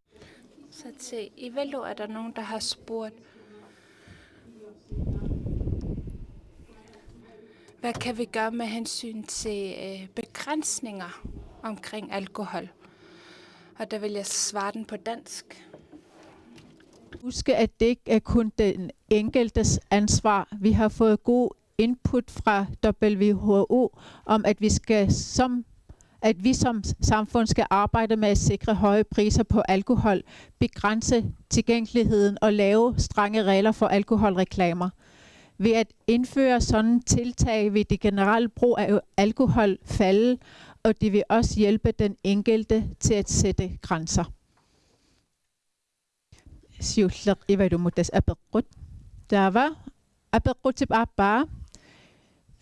Det er det første spørgsmål til Ivalo. Det næste spørgsmål, der er Naoqalu. Ivalup Agivai, her foredraget er tilgængeligt på YouTube under IP_GL. Her ligger også andre foredrag fra alkoholseminar i den 18. og 29. september. Du kan også læse om Ivalus forskning på www.folkesundhed.gl under viden om selvmord. Yes, der var Buditi nyt aberuti. Så til spørgsmål, der er stillet til Jan Geisler fra politiet, der er der blandt andet nogen, der har spurgt, når I tager hen til nogen, der truer med selvmord, ved I så, hvad der sker efterfølgende?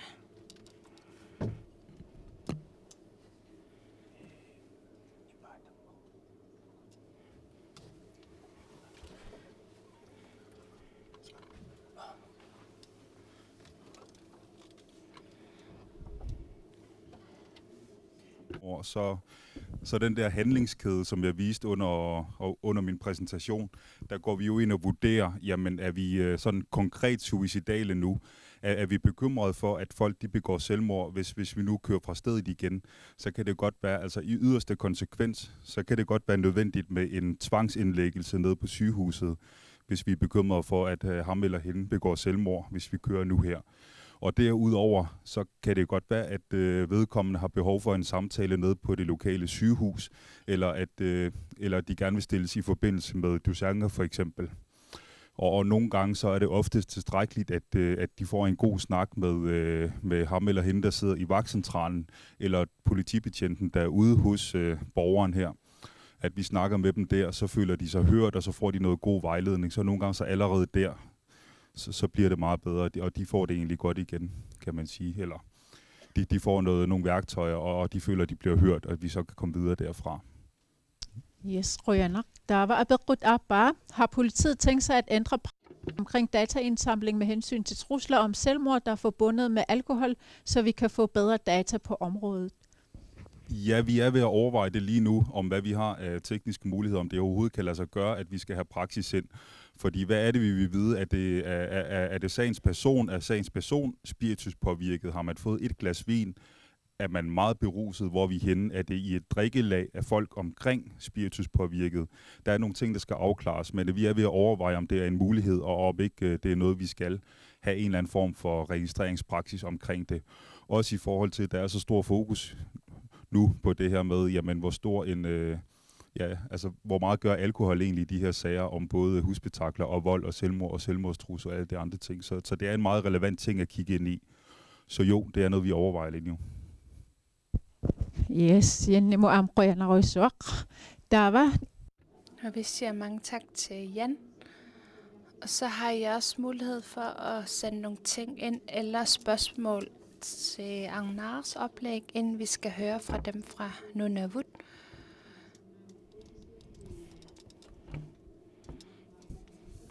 Her er den, I kan bruge til Menti, hvis I har nogle spørgsmål til Agnar.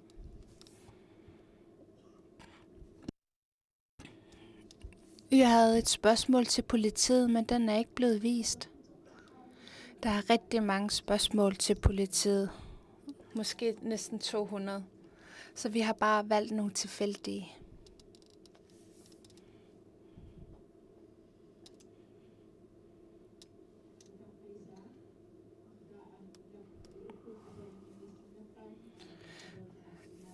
Så hvis I har nogle spørgsmål til Agnar, så behøver I ikke at skrive det ind i Menti. Hvis I ikke har noget, I kan også bare række hånden op, hvis det er nemmere og hurtigere.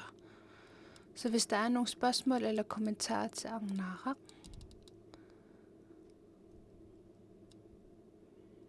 der dukker noget op nu her. En rigtig god præsentation, og vi ønsker held og lykke med det fremtidige arbejde. Og næste kommentar lyder, jeg har ikke et spørgsmål, men det er ros, og vi er bare glade for, at du står frem med det her arbejde.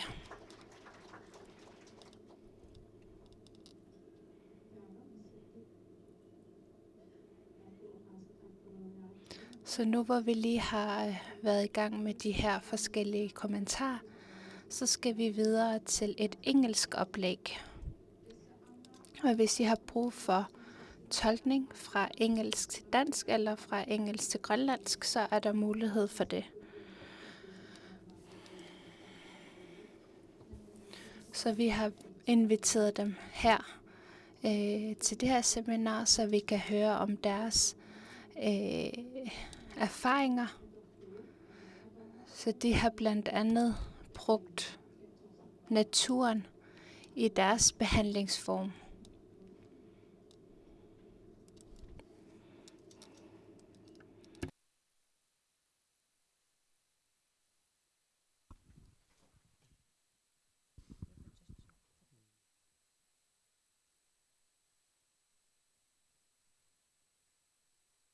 Hello.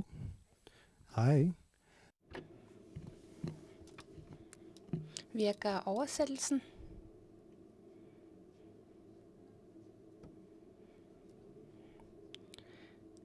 Så mit navn er Lukas, og jeg kommer fra Kuujjuaq i Nunavik, Canada.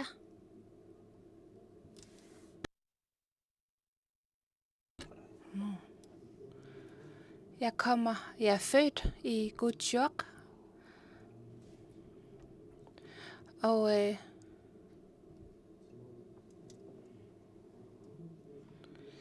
Jeg ved ikke, om I forstod,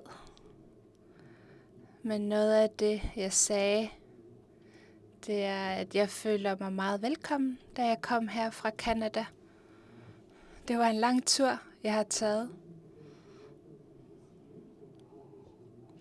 Og heldigvis, så har jeg følt mig meget velkommen, også på trods af, at mit bagage ikke er nået frem.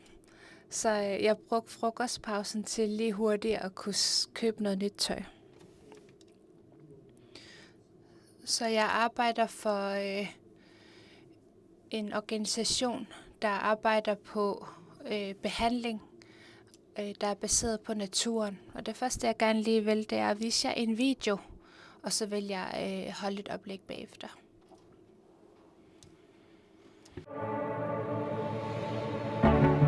Bigyan palelten na ta tusak daw palelten sa sunod mga sahiyo inunilyo ikayo na ne tamane shop ni ko lot inito halaka ilang ikayo daw mata unna suot ikaw nilyo wel ni tutilo community work really ikaw nilyo tiatos lo tamane ikayo simat sitlo nunalimi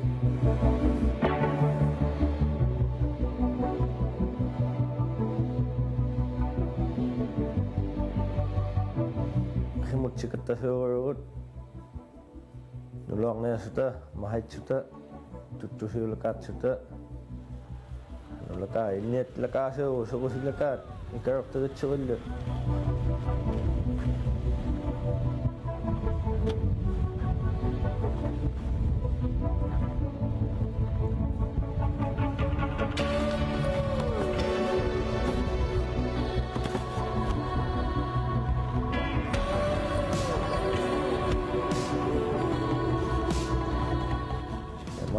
Nó là mấy il xe qua lúc tôi tới số có sự can sana nang mình hamus yang mấy speed này sana suku semua lakan sama này atau shoot ini oke betul tu mah ini tisu số sự lakan Bukan il xe ra mà alak akama ini lekusin ini malah akasi macet tu ni sana lakaremi malo luna mi aula remi ilsere mala akama sakaya kharilara ichokchemi treatment mitsunga yuroko te mga tinsiaonga tigama mo tetnlara angar kanga kamchama on haram chesinyo pigao tira newa harama me treatment mitlang awan pulaya laro uminga ni chilate ilalak ilalak mangichilaro 100 hours ni community work kasilaro nga pijari tara intas sunakhalaro nga milalang ito oloro tinatlar laro chungulumi tamani sakay pirak sumoklo tamani kutani salak sumolo amalo inyo katika asika siyakni tukasimitsiya siyakni ini kinyaw nak mini asium asi wallet na utak si wallet ne uyak tu kalau aku kinyaw ningin ni utak tu si har manaksaw leo utik su manaksaw lang aro su sukal kinyaw ningin ni utak tu si wallet ne ilokos mini ilsak sutin har manaksaw na lang hanilo ya hara inusok su manaksaw sutin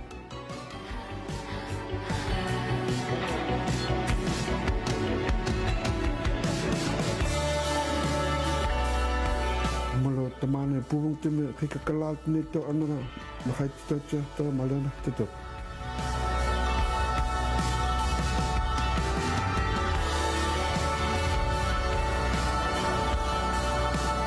Tanah piruk, perak ini makipalet sini, perak sebelah, perak silangar nunali asing teme kita tata, perak tau lagi langar tak semua. Namanya medyo severe, lalo umiyak maroon pinsyo hati halang ako takot NSTC Nunavik Arctic Survival Training Center. Inumari annaumaqasarni milsei insuartiqillimiaalangalaqtagut 3 weeks ni ollaasimakkairiholangaragu NST-sikkullu inumari tukitaaqquleri mittumi ilsalangari inuin ilniatlangaragun tattiqillarilleru inumariun tamanna pinsortaullaama pivullaarni garisitsialaritamu nuqqaaneerniitlego garisitsiaaraga tamaunga nunavilimartiamia ikarorteeral liinnaarta hannamaaq ammulo teemaagaltina ammisuulartinia illangartisamalaarta aqsuruntuusuuruman tamanna nuitaullaara piuruman garisitsiaarni pinsortiaaraga ammulaga pinsuttiqillangarin garisitsiarturi taavangalamaaq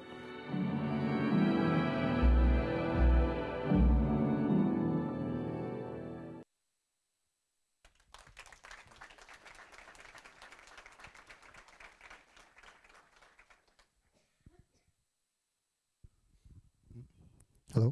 Okay.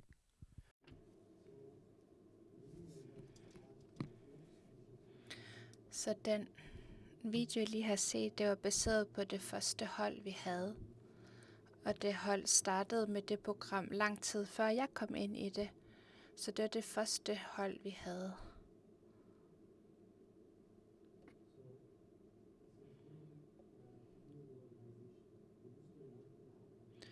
Så Sariuk plejede at være et program, der var under sundhedsprogrammet i Nunavik. Men nu er de kommet ud af sundhedsorganisationen på grund af, at de vil være eller kan være mere frie med hensyn til at bruge kulturbaseret behandling og naturbaseret. Så noget af det, der er målet med det er, at de skal fremme kulturelle værdier. Så det her er nogle af de værdier, som vi sætter højt i Sariuk. Det er blandt andet lederskab, respekt, healing, lære videre, passion omkring kultur og kulturarv. Så nogle af de ting, vi arbejder ud fra, det er en positiv måde at se tingene på.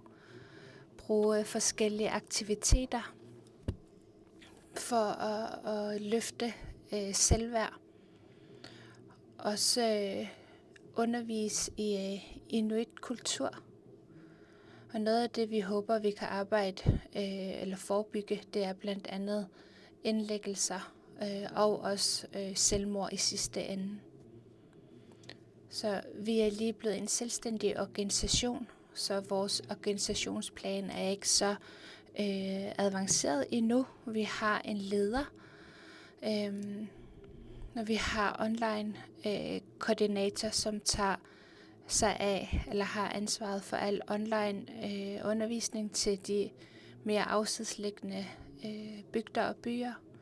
Vi bruger også konsulenter, da vi er en nyopstartet organisation.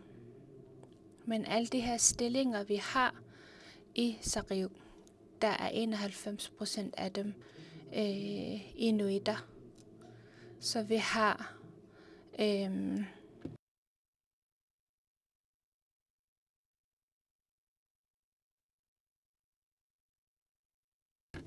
vi har bestyrelsesmedlemmerne her, I kan se. Og det kan være, at I også kan genkende nogle af dem.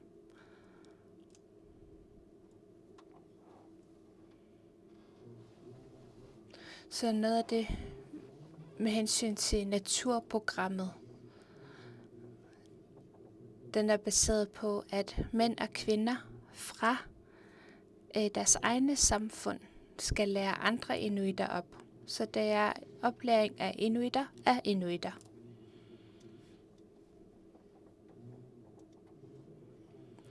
De fleste af vores klienter er meget høj risiko. Mange af dem er afhængige af stoffer eller alkohol. Så med vores online-program, der går vi meget op i kulturelt baseret healing, altså at man går ud i naturen, og så håber vi, at vi kan på den måde styrke deres opfattelse af, hvad der egentlig sker i deres samfund og i deres bygder, hvor de bor.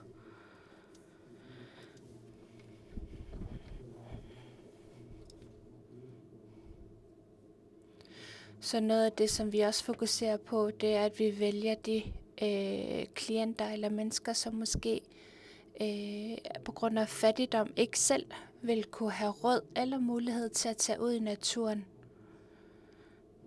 Desværre er de her tal ikke helt opdateret, da de stoppede i august. Men der er for eksempel, hvor vi nogle aktiviteter med jagt, fiskeri, camping, at lave redskaber, knive, jagt, fangstredskaber, syning og så også andre aktiviteter. Så den video, I så lige før, den startede i 2018, og nu er vi i 6 forskellige byer i Nunavik. Og i 2025 så starter vi op i 2 andre samfund.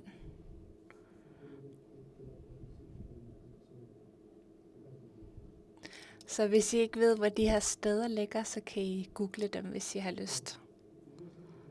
Så det her er nogle af de billeder, vi har taget fra de aktiviteter, som vi tilbyder i bygderne. Øverst til venstre, der startede vi et projekt, der hed Mit Valg. Så vi valgte nogle klienter, som gerne vil arbejde med deres forskellige misbrug i naturen. Og de kunne så tage på camping, samtidig med, at de var ude i naturen, kunne arbejde med deres misbrug. Og blandt andet også, hvad der trigger dem.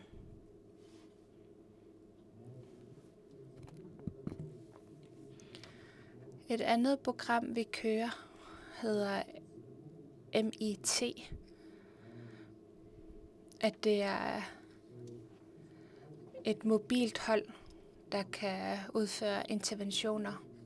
Altså de patruljerer om natten. De patruljerer på tidspunkter, hvor der ofte statistisk set er høj kriminalitet eller vold. Så deres mål er egentlig bare at nedsætte den høje risiko. Så et eksempel, jeg kan komme med, det er i en bygd, der starter de om aftenen kl. 9 og stopper kl. 6 om morgenen, fordi det er der, man ser statistisk set flest selvmordsforsøg. Så i stedet for at have et kriseberedskab, man skal ringe til, så har man faktisk nogle allerede ude i samfundet, som patruljerer sammen med politiet. Så når de går ud til de her kriser, de oplever,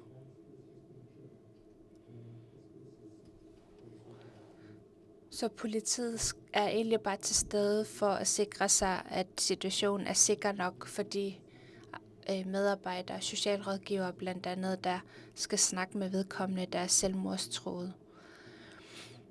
Socialrådgiveren vil også være der for at sikre, at de har et sikkerhedsnet at falde tilbage på. Altså har de nogen, de kan tage hjem til, har de nogen, de kan snakke med, har de nogen, der vil tage sig af dem, når de kommer hjem. Nogle andre ting, som de her MIT bliver kaldt ud til, det er sager, hvor det handler om børn. Det kan være, at det bliver kaldt ud til et hjem, hvor moren er hjemme med sine børn, og hun er fuld, og hun har det ikke så godt. Så i stedet for at få kommunen involveret, så vil de her MIT sørge for, at der er nogen i samfundet eller nogen andre i familien, som kan være sammen med børnene. Så på den måde undgår man at skulle få socialforvaltning indover. De sidste, eller nogle andre ting, de også bliver involveret i, det er, når der er vold i hjemmet. Så der er deres opgave blandt andet at vurdere, om personen, der bliver udsat for vold, er okay. Skal de behandles på sygehuset? skal de hjem til noget andet familie? Hvor skal de hen? Så de ligesom sørger for, at de vedkommende har støtte, efter at de har oplevet en krise i deres liv. Jeg beklager lige, at den her slide er blevet mast lidt. Men i 2024 havde MIT 420 interventioner. Og 85% af de interventioner, det var i samfundet. 91% bestod af kvinder. 97% af de interventioner, som de havde ikke juridiske eftervirkninger.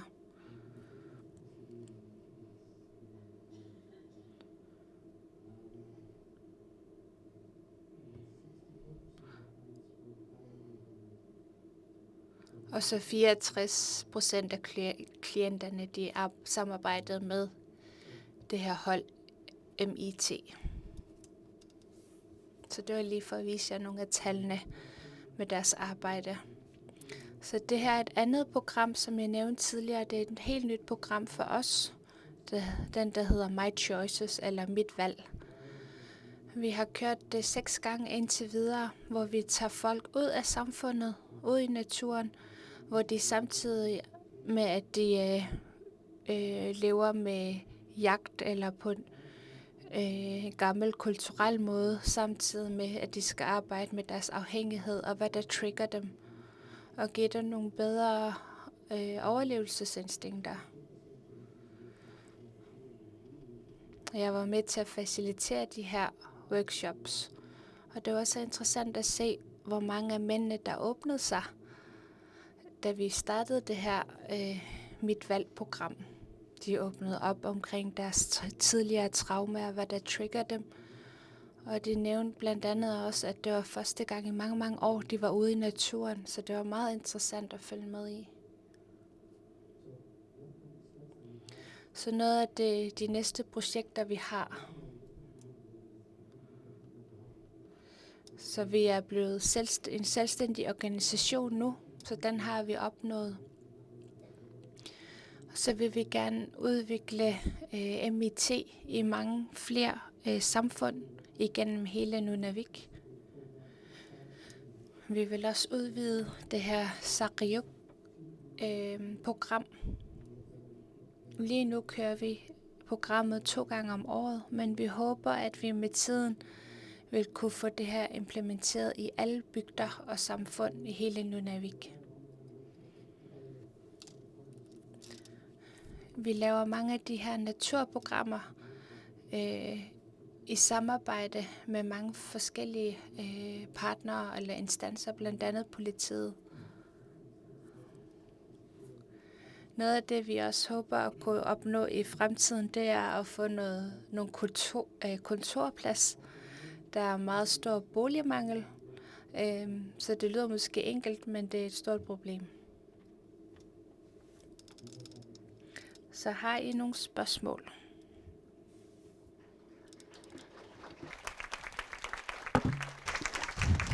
Yes. Så vi siger mange tak til Lukas, og så har I mulighed for at stille spørgsmål eller komme med kommentarer på Menti. Så vi kommer frem med QR-koden lige om lidt. Saqqumiussaan quyanaquyussuarsoqutiginartunut taava saqqumiussisussap kiingulliup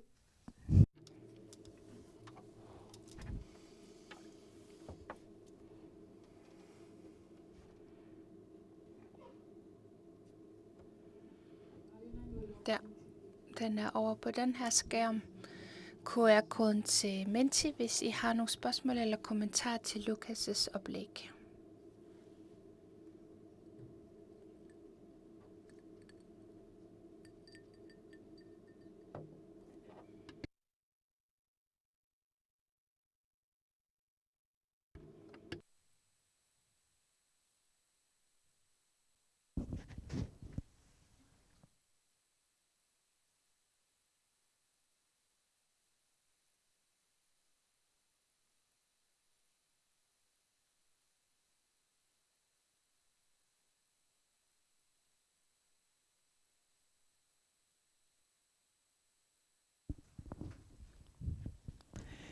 Yes, ayuko maapekkutekkusuuput ingerlaanak lukkasip akisi. Og vi kan se, at det kommer løbende spørgsmål ind. Det kan være, at Lukas kan svare nogle af dem med det samme. Der er et spørgsmål omkring, hvor mange selvmord der er i Nunavut.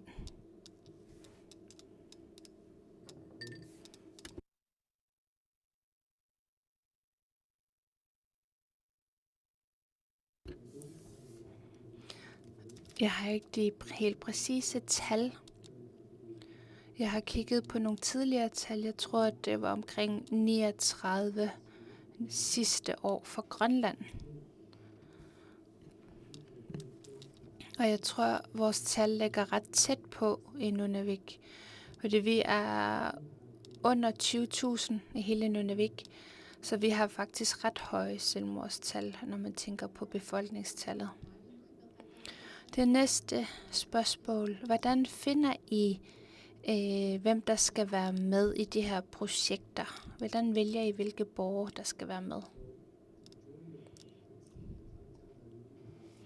Størstedelen af de klienter, vi har, er nogen, der har været inde og har haft juridiske efterfølger. Altså nogen, der er blevet idømt en dom eller en anden form for behandling. Så de sidste par år har vi også prøvet, eller håber vi kunne udvide vores klienter til også at omfatte nogen, der bliver henvist til os fra socialforvaltningen.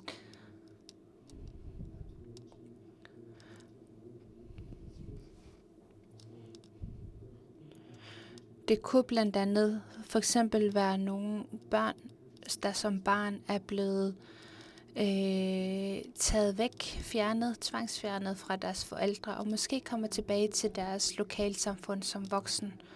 Og der kunne det være for eksempel, at de tog ud i naturen med deres forældre og lærte deres forældrekultur at kende på den måde, i stedet for bare at sidde derhjemme eller på et kontor. Så det næste spørgsmål, det er, hvordan er I økonomisk? Hvordan fungerer det økonomisk? Altså vi får sponsorater fra forskellige organisationer. Men det eneste er, at fordi vi ikke er en del af det offentlige, så er de midler ikke lige så nemme for os at få del af. Så det er noget af det, der er en udfordring for os, efter at vi er blevet en selvstændig organisation. Og tusind tak for, at du lige vil besvare nogle af spørgsmålene. Tusind tak til Lukas.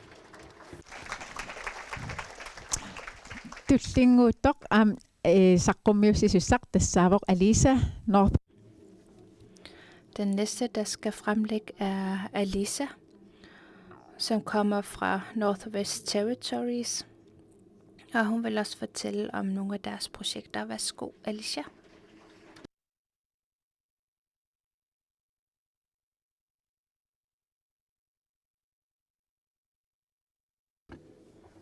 Hej, god eftermiddag.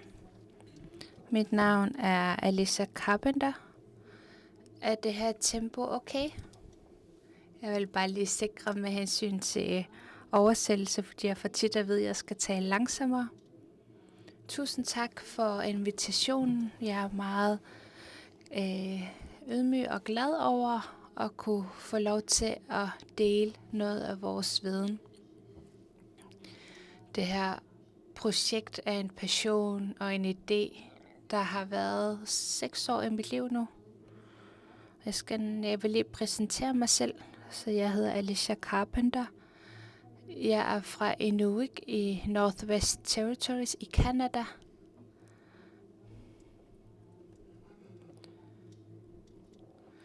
Så der deler vi noget af landet med Kutchen. Og det er min baggrund. Og vi har også andre kulturer, der blandt andet er kommet ind. For eksempel med handel.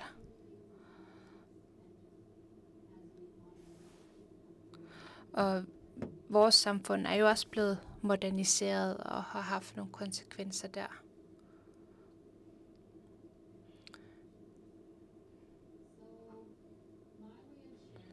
Så den måde, jeg deler med andre på, det er at dele ud af, hvad jeg selv har oplevet, og hvad jeg har været vidne til. Vi kalder det her WAKE som en forkortelse, men den hedder Western Arctic Youth Collective.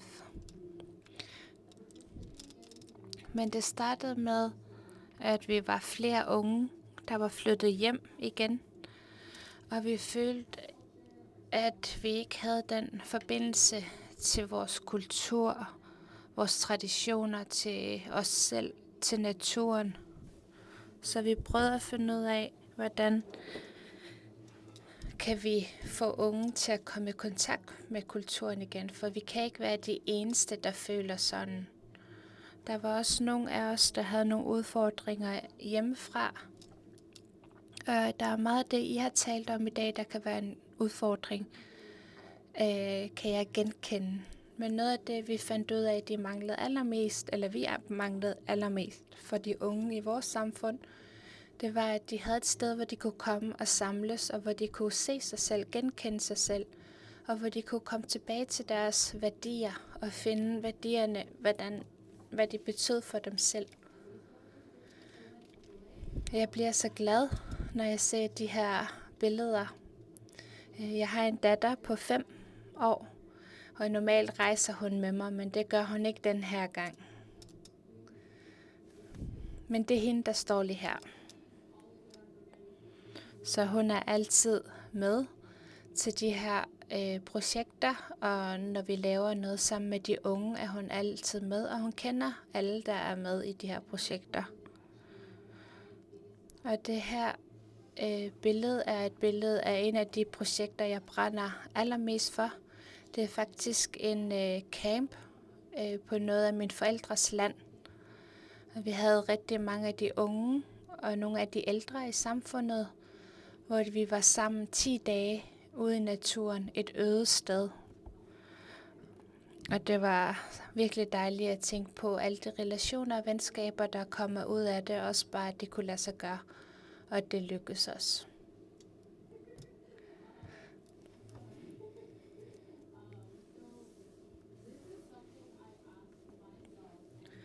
Så det her spørgsmål, det var noget, jeg havde spurgt mig selv helt i starten. Jeg føler, at jeg har et ansvar, og har et ansvar med mig, på baggrund af den måde, jeg er opvokset på. Også min uddannelse, både socialt, men også med min nationalitet og de forskellige kulturer. Men også fra Vesten, hvad jeg har lært, fordi det er også vigtigt at kunne bygge en bro mellem det.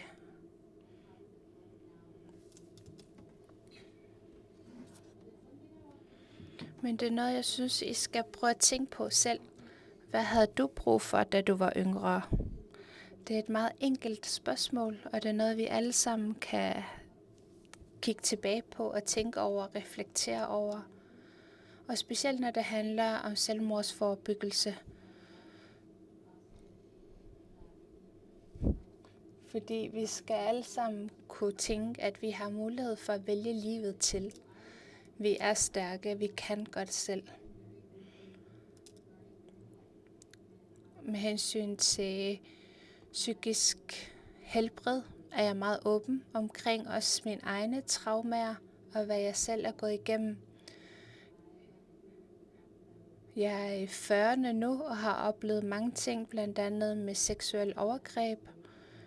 Jeg har oplevet forskellige former for vold, desværre. Jeg har været igennem også misbrug, en fase i mit liv med misbrug. Og jeg kan genkende misbrug i mit liv og i min familie. Og det var alt sammen noget, jeg gerne vil ændre på. Så jeg er en, der har været igennem meget i mit korte liv, og vil gerne dele med andre, at det er altså ikke noget, der behøver at definere, hvem du er, hvad du har været igennem. Så det er den tilgang, jeg har til det. Jeg er åben, jeg er accepterende, og jeg møder dem, hvor de er. Og det er det, traumebehandling handler om. Og hvis man så også har den samfundsforståelse og historie med hensyn til kolonisme,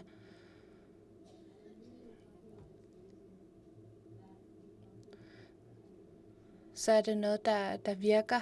Og jeg prøver virkelig at tænke over at møde folk, hvor de er, også med hensyn til deres kultur og forhold til naturen. Og selvom mit fokus er unge, så involverer vi også de ældre i samfundet og de helt små, fordi det er vigtigt, at der ikke er en alt for stor mellemrum mellem de unge og de ældre. Og vi vil også ønske, eller håber, at de ældre vil lytte til de unge, og de unge vil lytte til de ældre og lære noget. Så det her spørgsmål, hvad havde du brug for, da du var ung, er rigtig godt at tænke på. Så det her, The Western Arctic Youth Collective, er baseret, hvor vi bor. Så det er lidt ligesom kommuner, men det fungerer på en anden måde, hvor vi bor. Så nogen, der er en del af programmet, bor længere væk. Så vi er meget åbne omkring afstanden og så videre. Så vi er i Canada.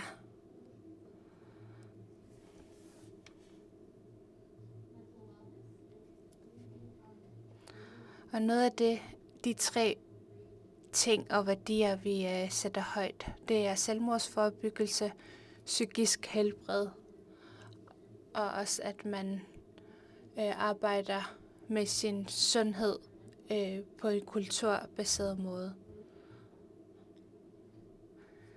Vi har nogle billeder, hvor I kan se, hvordan vi involverer de unge. Blandt andet så vil vi gerne lære videre, hvordan det er for eksempel at tale foran andre. Hvordan det er med hensyn til kulturschok, hvis man pludselig skal bo et andet sted. Hvordan står man op for sig selv?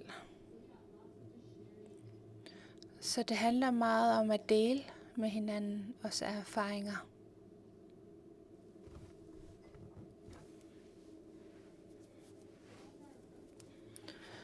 Så vores tilgang til tingene, så det er traumebaseret, som jeg nævnte før, at vi møder de unge, hvor de er i den livssituation, de nu er i.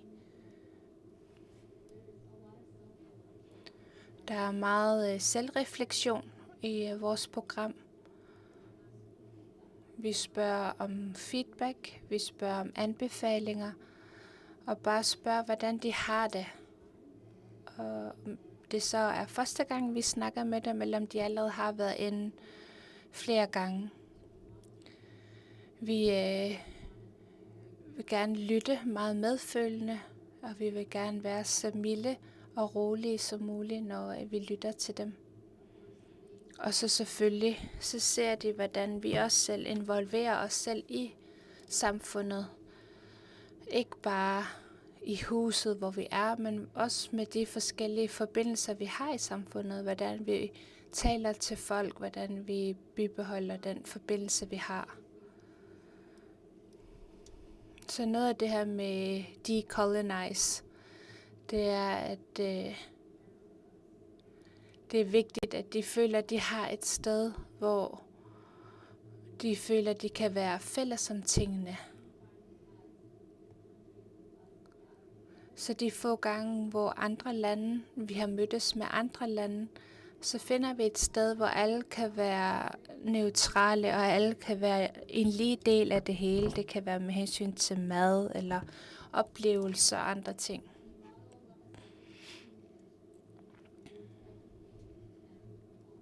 Vi prøver at lære dem, hvad det betyder at føle sig sikker og tryg, og også hvordan man kan blive trigget følelsesmæssigt.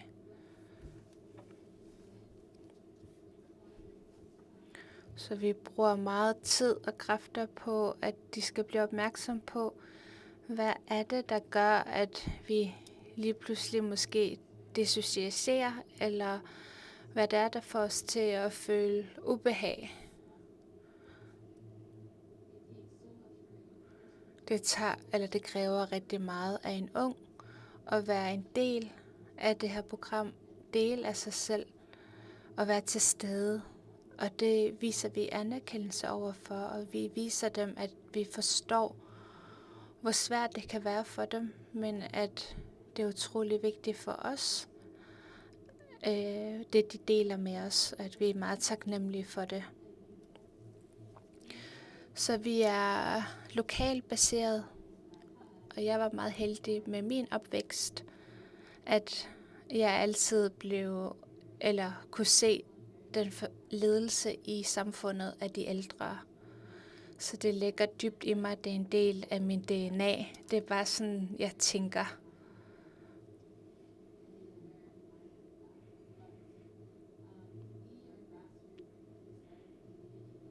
Men vi starter på borgerniveau. Vi kan blive kaldt ud til nogle forskellige steder nogle gange.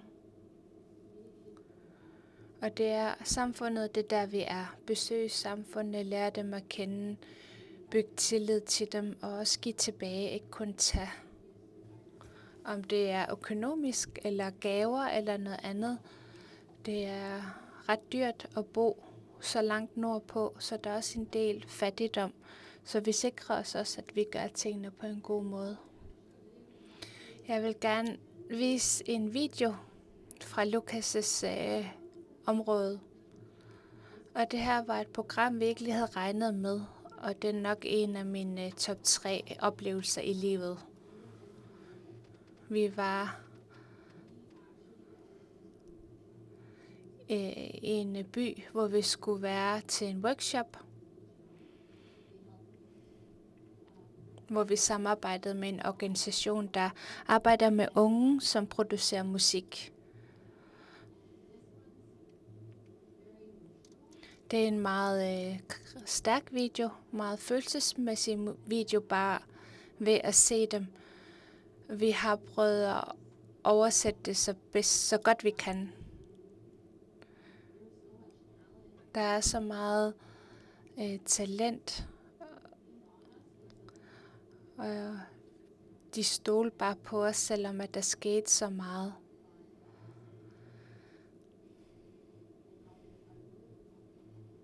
Og vi prøvede at vise vores taknemmelighed for, hvor villige de var til at tale om at miste, hvordan det er at miste, om vold, selvmord og andre ting, de har oplevet. Så jeg vil virkelig gerne dele den her med jer, hvis jeg må det.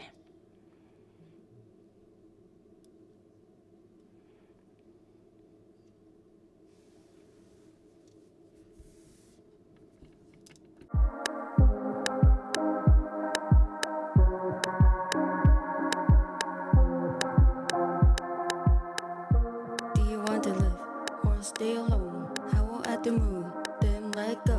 I feel the energy taking control. I hear the beat coming from my soul. Look up at the sky with me, proud of where we come from and our history. Pray that our ancestors are with me, walk with us, cause it's hurt where we're living. Taka uwa nga puwik ni tak may koro nga alangol tuwin na sungat. Ilang nakaloha ki tuwin na suko misita. Kumadito ko tagisani. When I feel pain inside, heartbeat makes me feel alive.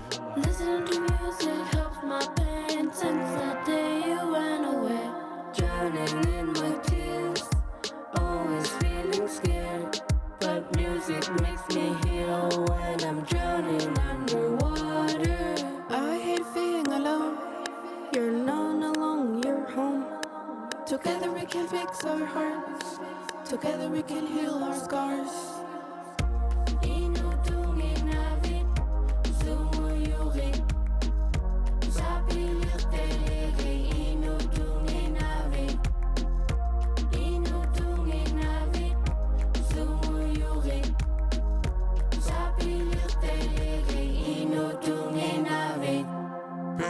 Drinking bottles, but we are drinking power. I wanna cry, but I can't no matter how hard I try. again Asuro danay no shit Aksuro na dolnet Ako na bakolok to ko kisya ni Aniro lang I read Aniro lang I read Lagi na ba mera man People try to put me down, but I go back up.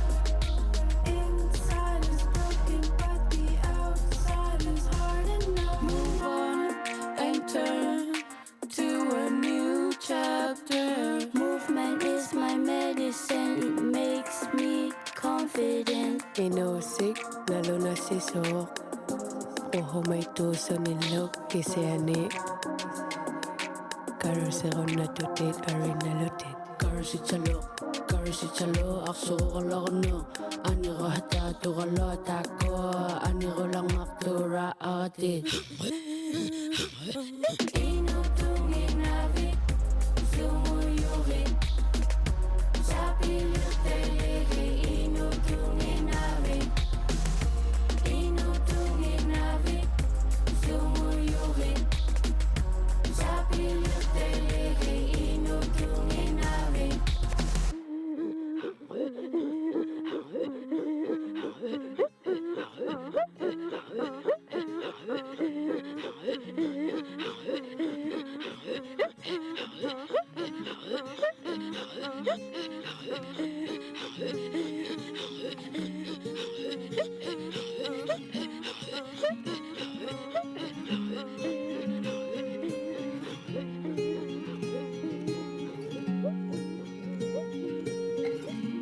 Inutungin natin, sumuyukin. Sa pilit taligi, inutungin natin. Inutungin natin, sumuyukin. Sa pilit taligi, inutungin natin. Inutungin natin, sumuyukin. Sa pilit taligi, inutungin natin. Inutungin natin, sumuyukin. Sa pilit taligi, inutungin natin.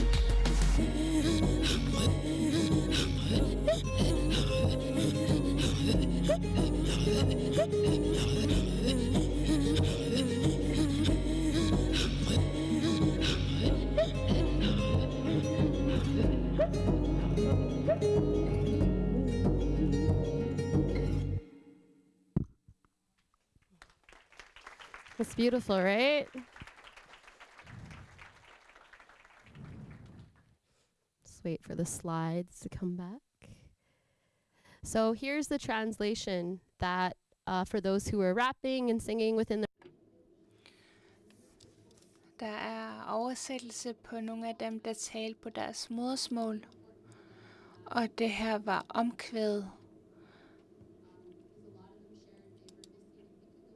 Der var mange, der nævnte, at de savnede nogen.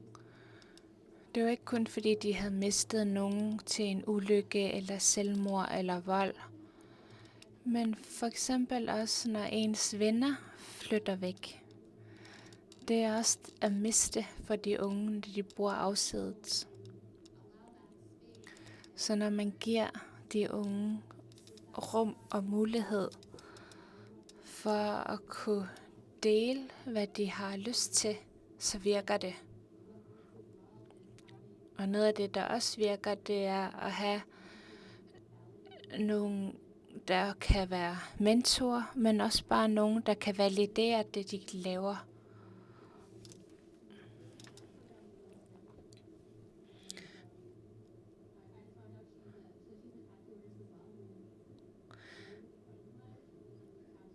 Jeg havde nogen med op til det her. En af mine gode venner, som laver tatoveringer, blandt andet. Noget, som også er vigtigt for mig, og som også har været en del af min selvhealing. Noget andet, vi også gør rigtig meget, laver info omkring, det er nogle hårde historier og nogle hårde erfaringer, vi ser. Og nogle af os er vokset op med, at man ikke skal tage det med hjem. Man skal ikke bære videre på det. Så noget af det, vi også bruger i vores team, det er, at vi accepterer, at det kan være nogle hårde historier, vi hører. Vi skal være opmærksomme på arbejdstræthed, at man brænder ud. Fordi vi kan se med mange af de unge, man arbejder med, at vi kan relatere os til dem. Men man kan også vise dem, at det er muligt at komme sig over det. Det er muligt at leve videre. Og det har jeg selv gjort, og jeg ved, at jeg skal finde muligheder for, hvordan jeg kan hjælpe mig selv. Der er så meget trauma i vores samfund. Og det er også noget, man kan se stadigvæk i vores generation, og også de yngre generationer. Så det er så vigtigt at lære, hvordan man skal passe på sig selv, men også hvordan man lærer andre og de nye generationer, hvordan de skal passe på sig selv. Og det kan blandt andet være noget kulturelt, der kan hjælpe en. Det kan også bare være det, hvis du får selvmordstanker, at der er en, der ser dig, en, der er der for dig.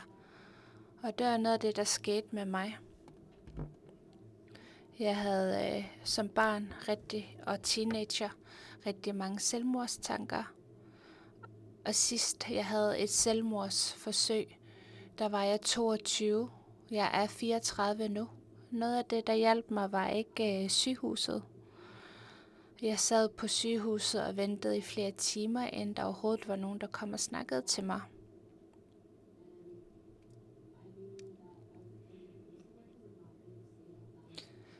Jeg vidste, jeg havde brug for at tage et andet sted hen, fordi jeg var ikke et sted på det tidspunkt, hvor jeg var parat til at sige det til mine forældre eller mine yngre søskende, fordi jeg var den ældste. Jeg boede ikke derhjemme mere.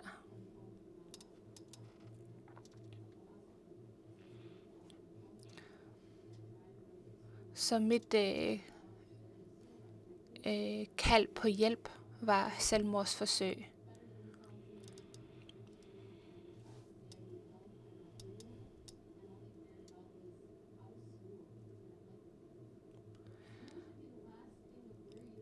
Og jeg fik tit spørgsmål omkring, hvordan går det i skolen, i stedet for, hvordan jeg havde det. Så det har resulteret i, at jeg taler meget åben og ærligt om tingene. Og også det at være ærlig omkring aktive selvmordstanker. Og jeg prøver også at være meget opmærksom på det her, når jeg glemmer at passe på mig selv, eller jeg bliver meget stresset. Tankerne og følelserne, der kan komme, kan være meget overvældende. Men jeg har lært, hvordan jeg kan gøre, hvordan jeg kan passe på mig selv.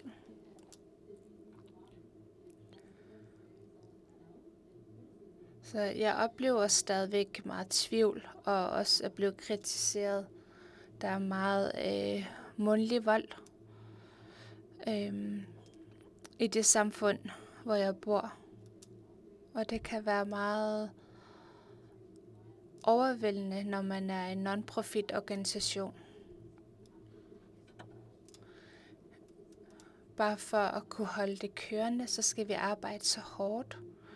Men vi ved, hvor store resultater vi har haft indtil videre, så det hjælper os til at vil kæmpe videre.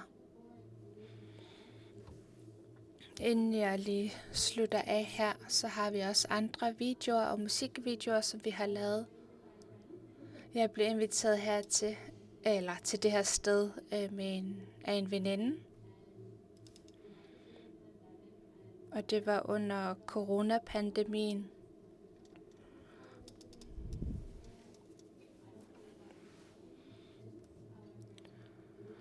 Jeg tror ikke, der er sket så meget siden da, men det var et rigtig godt arrangement. Det er en QR-kode til YouTube, I kan bruge. Vi har ikke så mange midler, og vi bliver nødt til at lukke for vores hjemmeside, fordi vi er ved at blive selvstændige, så det kræver meget ombygning af vores hjemmeside. Så der er nogle andre musikvideoer her, som vi også har lavet, hvor der er QR-kode. Og det er igen de unge, der synger, der har lavet teksten, der har stået for, hvor den skal optages. De står for det hele selv, og vi hjælper dem bare. Så jeg vil virkelig anbefale jer at gå ind og kigge på YouTube. Scan de her koder, eller selv gå ind på YouTube.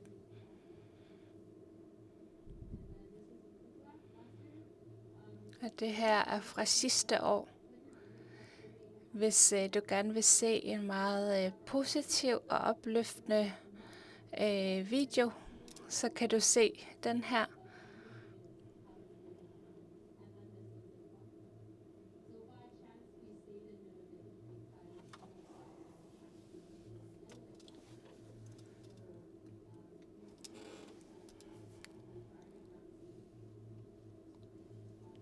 Sidste år blev vi nødt til at blive det her sted på grund af en brand. Så vi blev nødt til at blive, hvor vi var. Men vi er meget taknemmelige for resultatet. Men tag udgangspunkt i dig selv. Tænk på, hvorfor du gør, som du gør. Noget af det, der startede det hele for mig, det var det her med, hvad havde du brug for, da du var ung? Så det er måske også et spørgsmål, du kan bruge.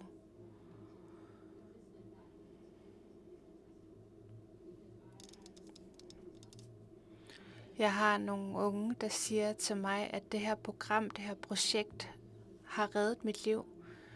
Du har hjulpet mig til at blive... at stoppe mit alkoholmisbrug. Det har hjulpet mig til at blive en bedre forældre. Det har hjulpet mig til at føle en bedre forbindelse igen til min kultur, til mit samfund, til mine forældre. Og det er derfor, vi arbejder så hårdt for det, vi gør, for at prøve at holde det kørende hele tiden, også selvom det måske er meget hårdt og trættende. Og vi møder meget bureaukratisk modstand, også politisk modstand. Men vi prøver at holde det kørende så godt vi kan. Så jeg vil bare gerne sige mange tak for den her mulighed, jeg har for at kunne dele det her med jer. Jeg er meget taknemmelig. Vi er på sociale medier, hvis I vil følge os. Så det er jo selvfølgelig meget lokalt. Men hvis I vil følge os, så har vi masser, vi gerne vil dele. Så jeg har også min Instagram og min e-mail. Jeg svarer ret ofte, når jeg får svar, eller når jeg bliver spurgt om noget, eller får henvendelser.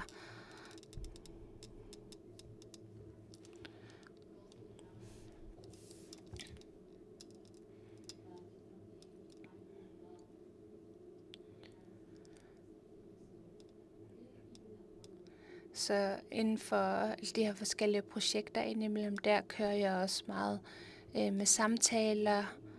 Så jeg vil bare sige tusind tak for, at jeg må dele det her med jer.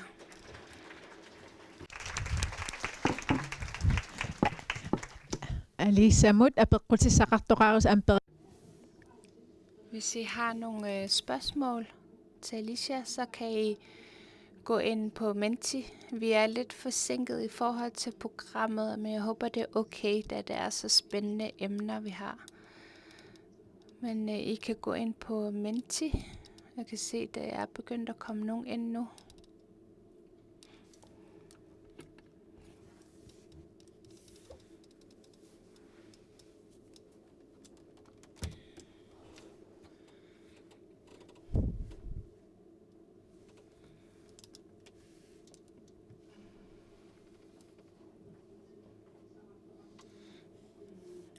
Og hvis der ikke er nogen spørgsmål, så kan jeg lige, mens vi venter, forklare, at der er nogen, der går rundt for at lægge noget på jeres spor. Så vi er ved at være til vejs ende med den første dag her til konferencen. Og der skal vi også lige have skrevet ned. Det går jeg lige tilbage til senere, nu går vi lige tilbage igen.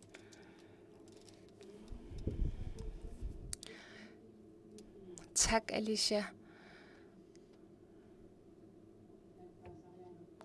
Der er et spørgsmål her. godt klaret med alle jeres projekter. Så er størstedelen af de unge, der deltager, unge kvinder, og hvordan får I unge drenge med? Det er et rigtig godt spørgsmål. Tak for det. Til at starte med var det rigtig mange unge piger, kvinder, som var med. Men vi er også begyndt at have flere klienter, som identificerer med et andet køn.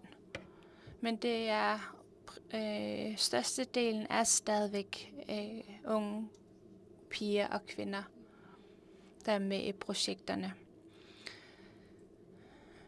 Vi har altid som regel en ung dreng eller mand med til vores projekter.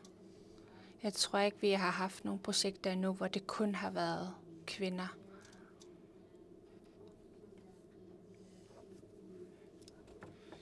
Men vi har nogen, der hjælper til med at finde ud af, hvad fokus kan være. Og tit så bruger vi en mand til dem, fordi det tiltrækker nogle af de unge drenge og mænd i samfundet. Specielt hvis de kan se, at der er en mand, der går foran med at vise følelser og vise, at det er okay at være åben omkring ting, man har oplevet derhjemme. Eller man måske har oplevet seksuelle overgreb. Det er meget, meget svært at åbne op omkring sådan noget. Og der har jeg hørt fra unge mænd, der har været i vores program, at det er rigtig svært at tale om. Og måske endda blandt andre mænd også. Så jo flere vi ser, der gør det, jo flere vil der også komme frem. Men det er en langsom proces. Så den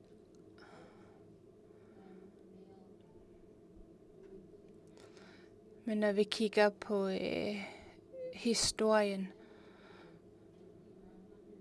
så er det mændene, der ligesom var dem, der skulle sørge for mad og for at gå på jagt og så videre. Så hvis man ser det på den måde med det kulturelle ind over os, så prøver vi at tage det med i vores program. Jeg håber, det besvarede spørgsmålet.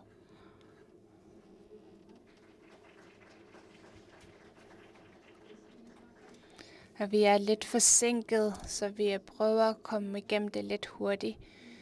Men vi skal lige afrunde. Vi er færdige med den første dag. Og I har haft mulighed for at deltage. I har fået en masse forskellige nye info.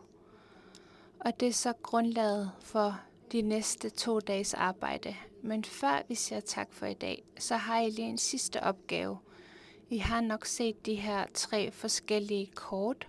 En rød, gul og grøn. Der skal I vælge en farve. Og så skal I vurdere, hvordan I synes, dagen er gået. Hvis I synes, dagen ikke har været, som du havde regnet med, så skal du vælge et rødt kort.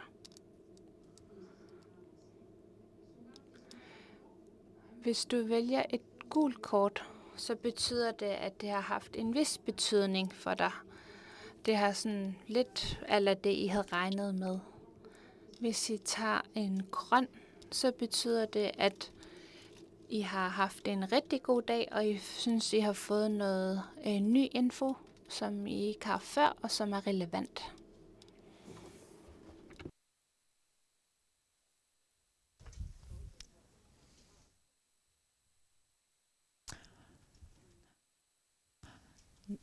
Yes, taamas rearlista vataan pappiaranguaq allaffigissavarsi apeqqut aki.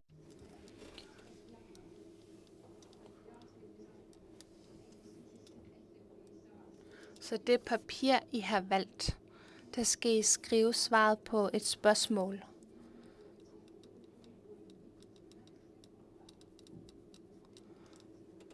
Så spørgsmålet det lyder, hvad har forandret sig for mig i dag i forhold til min forståelse af selvmord og selvmordsforebyggelse i vores land? Og der skal du skrive svaret på det farvekort, du valgte lige før.